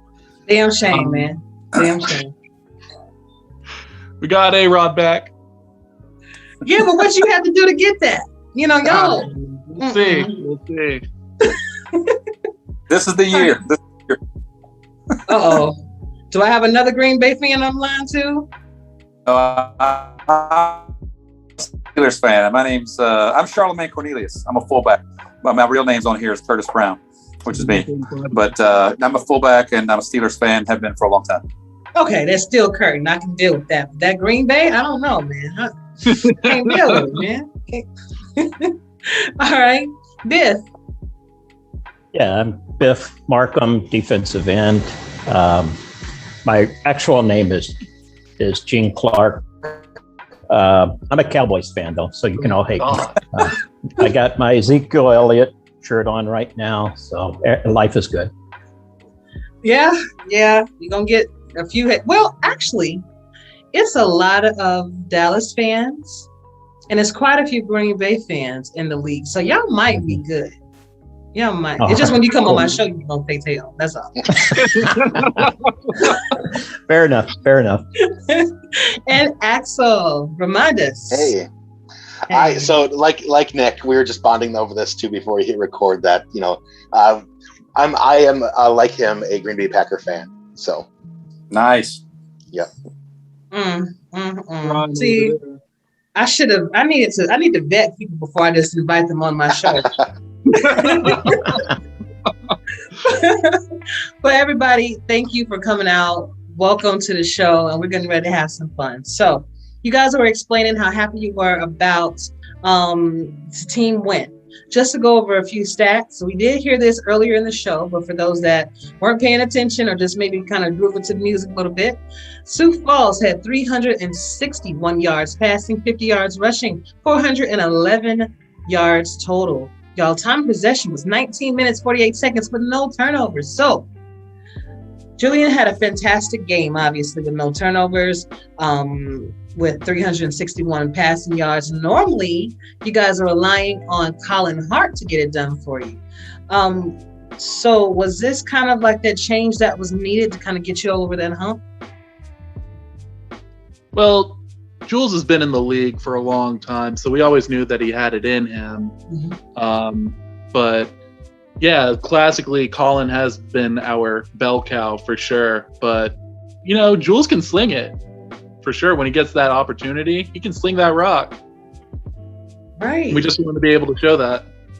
And that, going into this too, knowing that San Diego did pick up two huge, linebacker acquisitions and things, we, having both the four-man defensive line and a four-man linebacker line, we didn't know exactly what their defensive scheme was going to be. So one way to do that is just throw it over them, right? So I thought Thunderman played an excellent game, by the way. Speaking of San Diego linebackers. Yeah. He did. Gotcha. And it was a really good game to watch. You guys held the ball a little bit less time than them, but still was able to get that win off. And kudos to you. So let's take it a step back for a second. What do you think happened in season 16 that kind of threw you off the rails a bit? Because I'm not used to seeing you guys at the very bottom of the leaderboard, straight up. Because you were one of the cornerstone teams. You seem like you always knew where to throw the ball, or where to run the ball, I should say. You had a great defense. So I was trying to figure out what happened. Was it legend settings? Was it something else? That's what I heard from, I'm not going to mention, but I heard from one of the coaching staff that kind of sounded to me like it was the legends, but take that with a grain of salt. I think that may have had something to do with it. I think that it seemed to me as if the league became a little more pass friendly. Because I would say blame it on me because I came in as the only new player and I was a fullback and I was trying to block for Colin, but it didn't work too well. But it seemed like to me it was just harder. It was harder to make those big runs because it's almost as the defenders were able to key quicker, get you behind the line or at the line quicker than they were. But it seemed to me the season before. Gotcha. Anybody else want to elaborate on that? Yeah, we had our struggles last year for sure, but a mindset that we have to have is that we got to put that behind us and focus on this season that we have in front of us. Like, we can dwell on the past all that we want, but what we need to do is focus on the future and focus on getting a championship. All right. That's right. It's almost as if the chickens had come home to roost for all the years of success. And again, it happened to be my first year. But I think things still were I think we still, every week, were really believing. And then, we had some bad luck last year too. In some of those games, I got to be honest with you, I was like, dude, we got no luck in these games. Right. Yeah, I understand. Now, I know Axel is new. Biff, you're new to Sioux Falls, right? Yes. And Chris, you're new to Sioux Falls.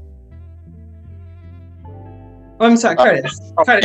Charlemagne. So I was there last year. I was the only new guy last year. Okay, so you already have a season under your belt. And Nick, how long have you been? Oh man, it's been quite a while. I'm probably Really? the veteran among this group.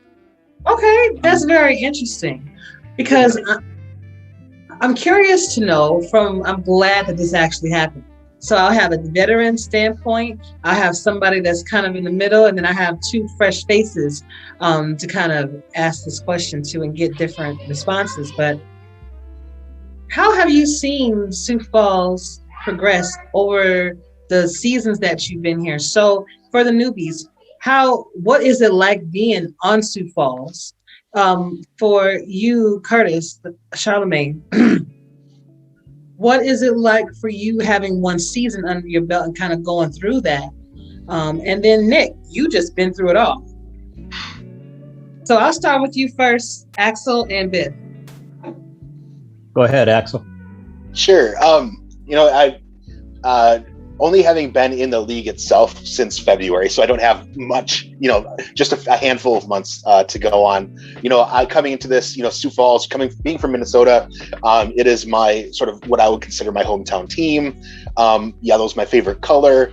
So a lot of things were drawing me to the team. And then the mystique and other things behind it, because again, the cliche is that the Sparrows don't talk in Gen Chat, or it's hard to come out there, things like that. So for me, it was great to be able to get in there to meet a lot of the different people. I reached out to A.J. Levy, back in March before the minor league season even started, saying I'm interested in finding out more about your team, maybe being on your draft list, things like that. So, and he was very cordial and really, we started talking and bonding because he's from Michigan.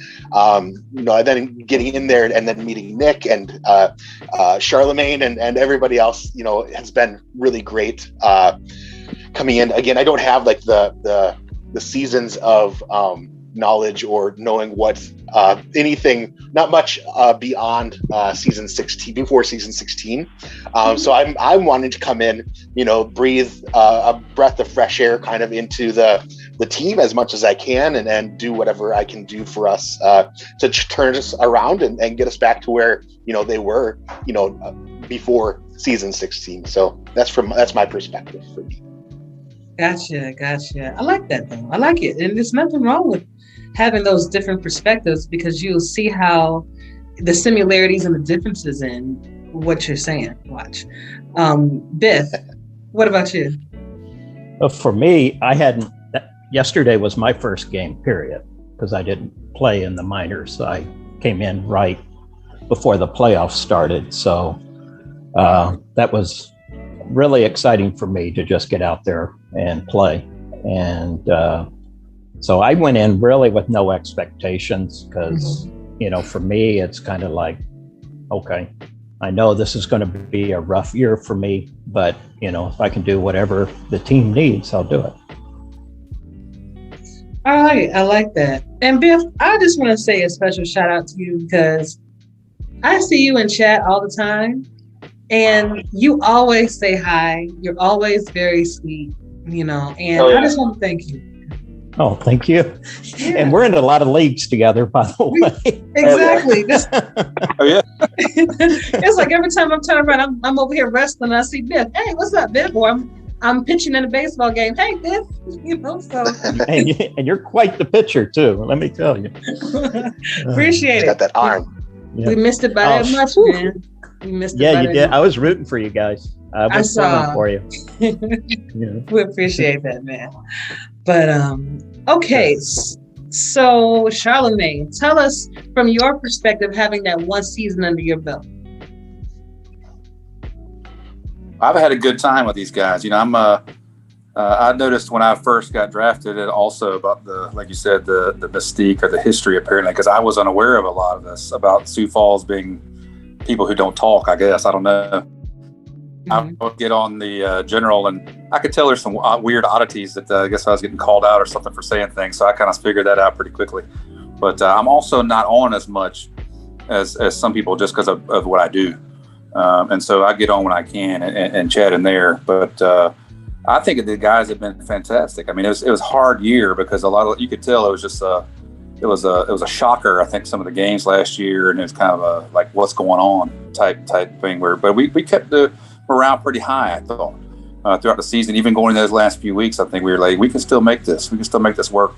And so I was very pleased with that. I loved the camaraderie we had with this group of guys. But I'm telling you, Axel, you come in, man. You made it even more fun. I tell you, doubled it. I'm telling you, Awesome. exciting. I've loved having you here, man. Yeah, Axel brings a lot of energy. Yeah, for sure. I could tell when he was on my podcast the first time. I already knew he was going to be a steal for somebody. Yeah, he's been great, man. He's really been nice, and we try to keep. I try to keep it kind of light with some of the stuff I put on there and talk about it stuff. But it's been fun. It's been fun. And this year's been a little more of the openness and talking in the locker room, especially. But I wouldn't say it's a great bit more. But the excitement, you can feel it. You can feel it this year. That's great, Nick. The Yes, old man of the group, huh? Oh yeah, totally. Give us your thoughts about this situation. Okay, so when I first came in, AJ Levy, of course, has been nothing but a mentor to me. He's always been big brother to me. I've always called him that. He always gives me an idea of what I need to do when I'm saving my progressions and stuff, all that I need to improve on and such. And I think he does that for a good majority of us as well. So that's pretty awesome. He's definitely a leader, and he's the reason why I've stayed with Sioux Falls for this long, for sure. I can't say anything but high praise for the guy. I get a lot of offers during off seasons about wanting to join other teams, but I'm just like, no, I'm sticking with Sioux Falls, like no matter what. Like, you know that Kendrick Lamar song, Loyalty? Like that's me. That's me right there. Kung Fu Kenny. I like it. I like it. And, I do notice that Sioux Falls does not have a lot of turnover in their rosters with their staff and things like that, which is a sign of a good team. Though you may be very quiet in chat. Well, lately you guys haven't been, Okay, let me back up. Charlemagne, when you start talking in chat, it reminded me of, when you log on to Discord or like when you first enter a server and how they'll say like a wild dinosaur has appeared or like a wild sparrow has appeared, something like that. That's what I thought. Because I'm like, nobody ever sees these guys. Yeah, I was so happy. I could tell. I mean, and there were some people in there. I was like, and my Adam was my coach at Birmingham, and I could tell. I was like, I could tell he was kind of leery and irritable a little bit with me after I joined Sioux Falls, so I could tell. And then Axel came shortly after that, and I noticed Biff, you guys been having those conversations, and I was like, yes, yellow and black, finally.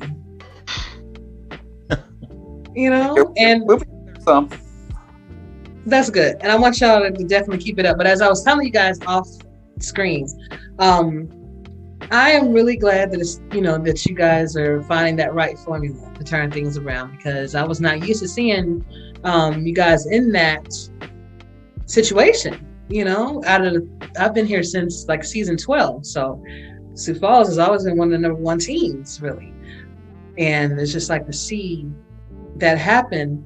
I think for the coaching staff, it's maybe a humbling moment. To say that Legend Settings was no joke.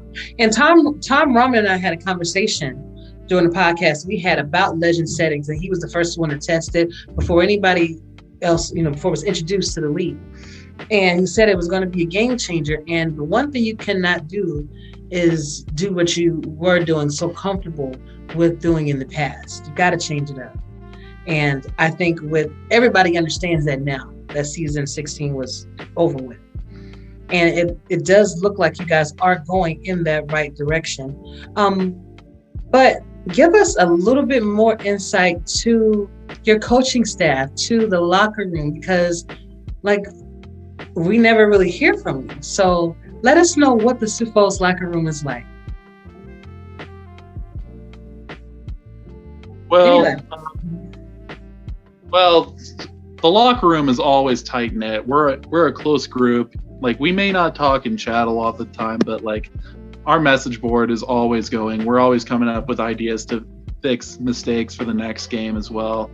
We're just, I would call us, I don't know, some people might get a different connotation from this, but silent but deadly. First thing that came to my mind, Nick. Yeah, First that's right. thing. Well, No, I agree. I agree. Like I said, I used to try to keep it kind of light because I felt like I was kind of learning on the fly too, just by being with a bunch of veterans and seeing what's going on last year. And so, but yeah, I mean, it's always good and open communication within the locker room. I mean, I gotta be honest with you. I mean, when I'm kind of new to the whole game, man. So the Discord, everything. And so I was a little bit taken aback by some of the stuff I thought I was seeing on there, just about when I'll be the only person out on the general talking. And so I probably did kind of hold up a little bit more just within our team site, our team area at that point. But as time goes along, you just kind of open up and do things. But yeah, I mean, I'm new to the game, so it's all learning to me. I feel much more comfortable this year. Awesome. Anybody else? just want to say that Axel and I are pretty much the same way in the locker room as what you see out in general. You know, posting memes, stuff like that. Yeah, and you know, I think that the team, the people that are on there, you know, we've all got lives and we're all busy in families and work and other things. There's a lot of, I'd say the majority of the team has a lot of things going on in their life. So it's not something that, you know, coming in to chat, you're not going to go and chat with random people that are just sitting on the internet chatting, or you go talk to the people that you know, the people that your team, on your team, your family, your friends, versus the more acquaintances. So there's a lot more of that. And you know, sometimes there is, you know, some days or some parts of the day that go by, but you know, Biff and I are on there talking because we enjoy that kind of thing. And so it's just a mixture of people and things. So I don't know if that helps at all, but I feel like that captures, I think, a little bit more of, you know, it's not that they're not friendly. It's not that they're not communicative. It's just they have priorities, and that I think is really respectful. They get their stuff done for getting the games out there, for, you know, powering them through our people, and, you know, really great people. But it's just the extra superfluous things sometimes are shed. That's about it. And AJ's right in there with us. And like, I asked Jason a question the other day, and he put up an awesome meme for answering it. I thought that was great. There is a lot of emojing and emotes on messages too. That's an easy way to be able to comment and like reflect communication back and forth too. So, right. Fantastic. I love it. As individual players, what is a goal that you would like to see your player fulfilled this season? It could be maybe breaking a specific stat record, or it could be maybe getting into the Hall of Fame, Nick, something, you know, like that. You know, just give me some kind of overview that you're looking forward to, maybe an attribute you want to add to make your player faster, stronger, better. And I'll start with you first, Biff, on that. Well, Please don't take it personal, but my goal is at the end of the year, when we play you guys the second time, that I ruin your day. Okay. I love you guys. I love you guys there in Arizona, and that's really why my hope is to make an impression, you know, with you guys. So that's mine. A Biff-sized impression on Ash. A Biff-sized, yeah. Biff, I'm gonna tell you like I tell everybody else. I'm not scared of you. I know that. I know that I can evade even you, Biff. It's gonna be so sweet. It's gonna be so sweet, but you're just gonna miss me just like this. And it's gonna be okay, because you're gonna get those stats from everybody else but Arizona. That's cool. Just, you know, be all right. Okay. I'm gonna hold you to that. And if you're able to get some off me, then I'll be happy to have you back on the show, and you can rub it in my face, okay? I'm not that kind of guy. Do? All right. What about you, Charlemagne? You know, I'm really have a fullback mentality, so I like to get in there and just do work and block and do things like that. That's why I love this team. When that team spot opened up, I couldn't believe it. So this was my what I was looking forward to in the league the most. So I just, I like to watch the games and and watch the film of my blocking, strangely, during the games and see how well I've done for Colin specifically. And that's my main goal, is to be. I'm not really a stats guy, so just kind of go out there and see if we can open up holes and really block for Colin. He had some good runs in the last game. I was kind of pleased with some of that last game. And being a fullback, I'm realizing, I learn every time. Since I've joined the league, I've learned so much about football.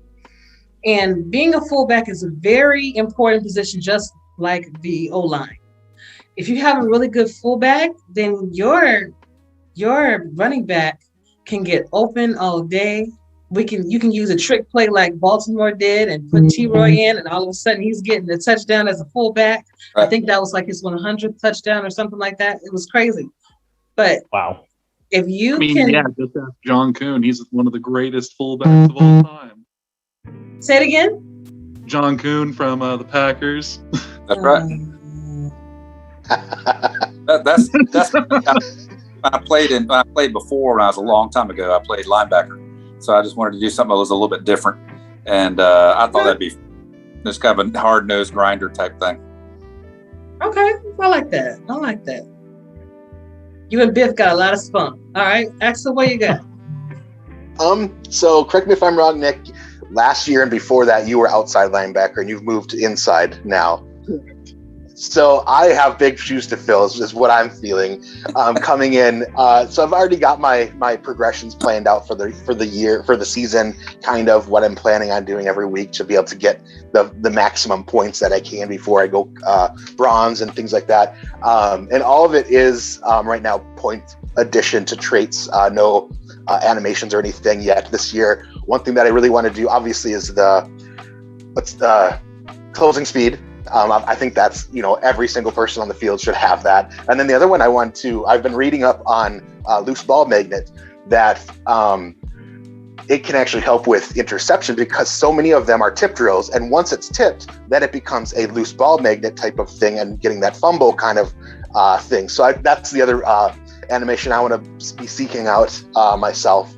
I'm planning on working out a lot of jumping, my agility, a lot of secondary things, and then getting into better coverage and running the rush. Why am I blanking on this? The rushing one, like coverage, run coverage, rushing. Yeah, pass coverage.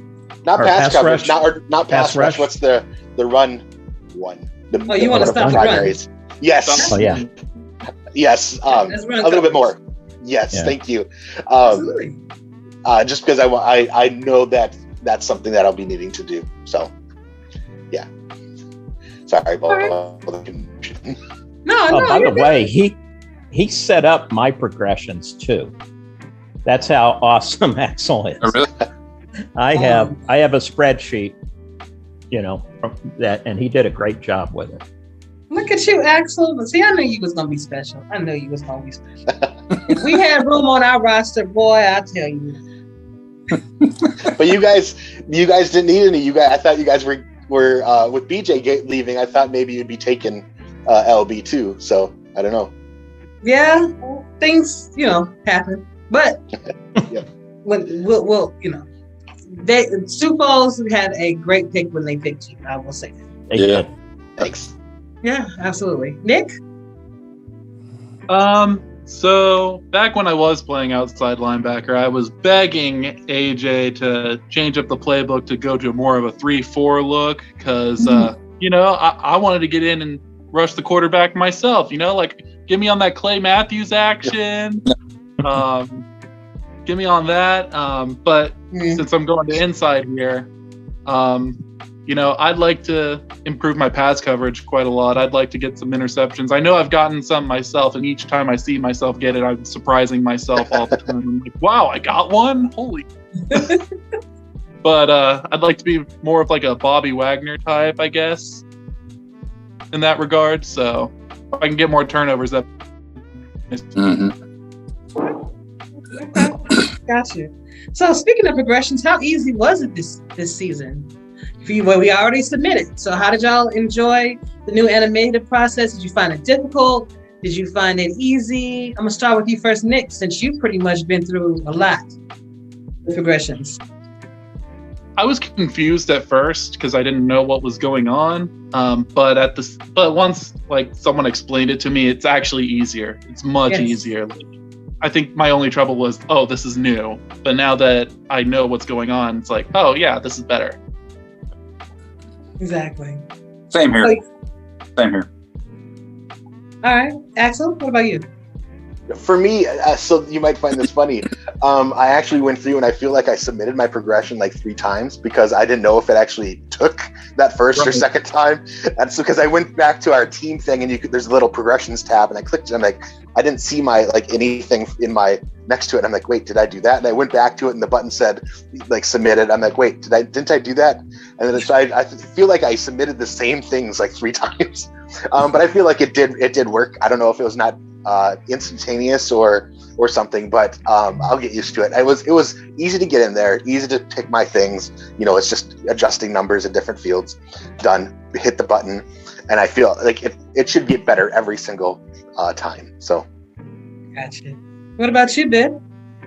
Well, my first shock was that it wasn't done in Discord, and so I'm like, what? No. We're supposed to go to a certain place and put that in. So after I got over that initial shock, it was fine. But like Axel, I didn't go in 3 times. I did go in twice. Mm-hmm. And when I went back in and I saw what my progression, it was already in there. And then so I'm like, okay, I think it's good. Gotcha. I found it, well, once kind of like Nick, when you find out what you're supposed to do and where you're supposed to go to look at everything, definitely a lot easier. With me being a GM, now I don't have to sit here and type out everyone's progression. I mean, Eddie is going to do that anyway. That's just him. That's how even though it's right there, they can just pick what they want. He says, hey, this is your suggestions that we're going to give you. And then either DJ or I put them in there for them. And then we make sure that they do it on the website. And so for me, I was just worried about making sure that everybody knew how to do it. So I went through there and made sure, hey guys, if you have any questions, please feel free to ask me. I'm happy to help. It can be a little confusing at first, but once you get it, it's all good. I am so happy we have it because I can clearly see when everybody does it in real time. So if I'm missing somebody, hey, listen, it's 12 o'clock. Everybody's supposed to be progressed already. Ashley, it just opened. Yes, I know, but I want everybody to go ahead and get their stuff in. Right. You know. Also, it's been off season, so this is the first week, and many of the people that a couple people at least hadn't been in there since they signed their contract over a month ago. So it's like, wait, what was the site I went to? Because I've only been there once to do what I need to do 6 weeks ago. So, there was a little bit of like, this is where you go. Again, every single week is just going to be easier and easier. So. Exactly. And it could help for any GMs or owners that are watching or even anybody. Just take that link that's in, I think it's League Alerts. Scroll up to it and then just take that link and pin it inside your locker room so everybody will have immediate access to go back to that website if you don't save it on your phone or whatever you're on. So just I'm kind of in it. I'm kind of in it all the time as far as. I am too. Everybody's rosters checking out. I'm like, okay. Because I had as a linebacker, I had everything planned out for the minor league season. Had it. Every little progression off season as well as in season. Defensive end, all of a sudden I'm like, oh my God, what do I do? Right. So, I'm going in there looking at various defensive ends. Okay, what are they doing? And what looks to be really the priority here and there. I'm in there a lot looking at stuff like that. Okay, gotcha.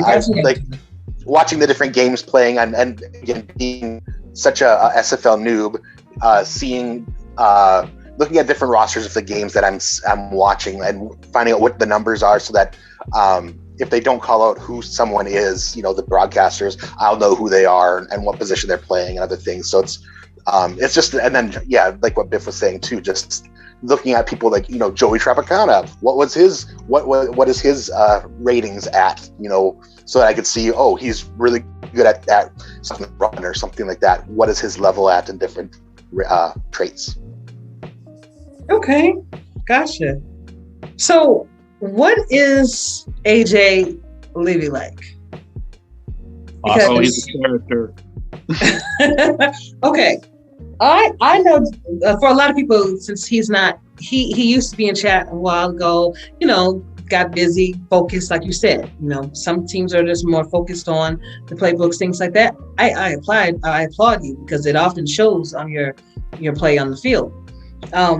But there are times when he would hit me up, and of course I do my wellness checks, and I check on everybody, and I check on him. And when I was on Tulsa, he sent me this meme that he did when we lost, and it was like a man and a woman arguing, and like he was rubbing it in her face that he won something, and then the girl was just like, "Oh no," and I was just all this kind of stuff, and I'm like, AJ, how do you do this kind of stuff? And just little things like that, sharing little things like, he loves archery, like his children are doing archery, things like that. So really cool guy. But from your perspective, since you guys deal with him more than we've seen him, what is your take on AJ Levy? I think he's great. I spent, yesterday with him. We were in the chat together while the game was going on, and he gave me a lot of really good insights. Because I'm watching the game, I'm like, why are these people doing these plays? And then I find out, it's the AI doing it. I'm like, okay, now I get it. Mm-hmm. Mm-hmm. When you can't understand why when you have a field goal, when you have a punt return, and then he just starts running back the other way for some odd reason, that's AI. Yeah, and there was a play in our game where I think it was one of San Diego's receivers actually ran backwards after a catch for a couple of yards and then got tackled, so he ended up with less yards.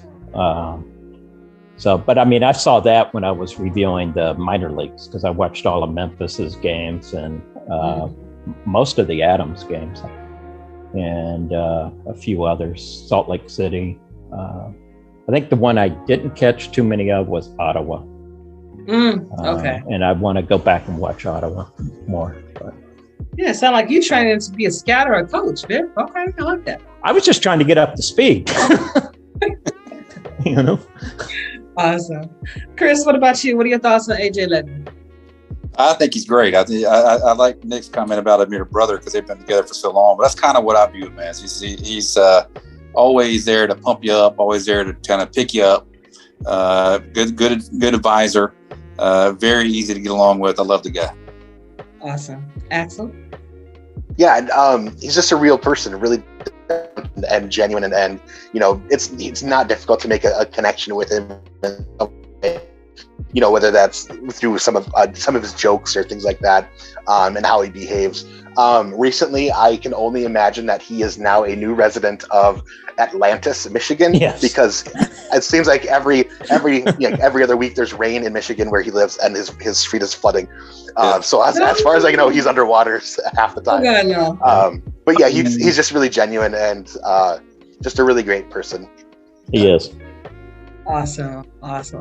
And what about you, Nick? You've known him the longest. Yeah. Well, like Charlemagne down there said, like, he's big brother to me. So what else can I say about him? He helps me know what progressions I need to make. He keeps everything in check for sure, but he's not like too mean about it. He's very chill for sure. And even after a loss, like, you don't feel like doom and gloom about it. Like, he's always there to like levy the situation, no pun intended. But it worked. I love it. It really did. But he's really there to bring a sense of levity to a bad situation like last season. And that was that really showed how much of a leader he is within that locker room. Awesome. And to retain a lot of your team, through that. Says a lot about him. It's awesome. All right, guys, we are ending things off, and I want to thank y'all so much for being on. But the last question for all of you is, what is one thing that you want everyone listening, everyone watching this podcast to know about the Sioux Falls Sparrows in their season for season 17? Anybody can start first. I just say we're back. I'm just saying we never left. Yes. Last season was just a bump in the road. It happens. Kapow. And we're coming for you. Took the words right out of my mouth. That's what I was going to say. All right, dope, y'all, dope. I'm glad y'all are on that right path. I'm glad that you guys are in good spirits about that whole situation as well. And I wish y'all the best of luck in this season, except for when you play us. That's it. That's it. Of course. Yeah, we won't need luck. Oh, you want to need luck? Yeah, you're going to need We got Biff. You're going to need some skill, buddy. You're going to need some skill. I need some. Can you give me some? Hey, on some real, I might be throwing y'all an interception. I don't know. You know how I do. So you might be getting the ball. It's going to be all good. Stay on it. It's going to be all good. Nick, go get your first interception. Yeah, I got to get him. That's not route my way. But all right, man. Thank y'all for being on. Of course, all of you are welcome to come back. Anytime you want to. You want to just do a more in-depth interview. You got something that you want to talk about, share with us. We'll be happy to have you back on. But I'm gonna go one by one and give you guys the last word. So that can be a song, that can be a poem, or that can be just a simple shout out. Right now, Biff, the floor is yours. I'm going to say, let's do it, guys. Let's do season 17. All right. And Charlemagne. I'll give a shout out to all you guys. It's good to see you. And give a shout out to all my old Birmingham Fuel teammates that may be listening. And I'm ready for a good year this year. Let's have some fun. All right. Sounds good. Axel. I just wanted to give a little friendly shout out to my Tacoma brother, Daniel Wright. Keep your head high. Keep it going. Daniel Wright. All right. And Nick. I want to give a shout out to my girlfriend, Paige. So she's been supporting me ever since we got together through all this. So shout out to her. And also, Kapow, let's go. Say it again. I'm sorry to interrupt you. Also, Kapow, let's go. Season 17. Let's get some championship jewelry here. Okay. If we don't get it, hopefully y'all will. Keep it in the West. Yeah, keep it in the West. Yeah, that's right. There you go. Keep it in the West. I love it. Thank you, gentlemen. Looking forward to see y'all on the field next week. Oh, what are your thoughts on next week? Y'all good? Y'all worried? Y'all kind of, what you feeling? Well, I really felt bad. I thought Tulsa got ripped off this week, but I'm sorry. You're going to get another L. I mean, we got to have that win. We got to have that win. Put any team in front of us, and we'll take them on. All right. I agree. I love it. Thanks, guys. Thank you. Thanks for having us. Thank you. Anytime. Yeah, thanks.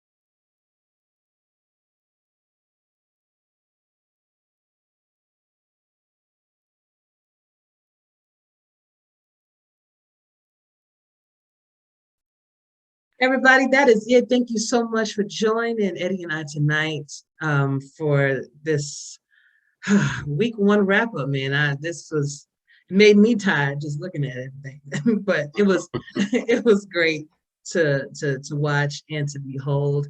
Thank you so much for being on with me, being my co-host. Special shout out goes out to Nick Fargo and Charlemagne Cornelius, Biff Markham, and Axel Raven for being on my 4th and Goal interviews. And Eddie, is there anything that you want to say to the people before we end this? Is Charlemagne Cornelius his government? Would he get that from that guy from Soul Train? That's what I want to know. It is not his government. I believe I think he gave us his actual name in the podcast, in the interview. But that is not his. I think he stole that from the guy from Soul Train. Well, next time I talk to him, I'll ask him that. Yeah, you ask him that. You just dated yourself. Yeah, I did, but hey, it is what it is. All right. Thank you so much, man, again, for hanging out with me, going over all this good stuff. And I'm so glad to have your opinions and your because you've been around for a long time, so I do value your opinions a lot. I appreciate it. Absolutely. Well, everybody, I'm looking forward to bringing you another great podcast next week. But until then, y'all, stay safe, treat each other well. Eddie and Striker.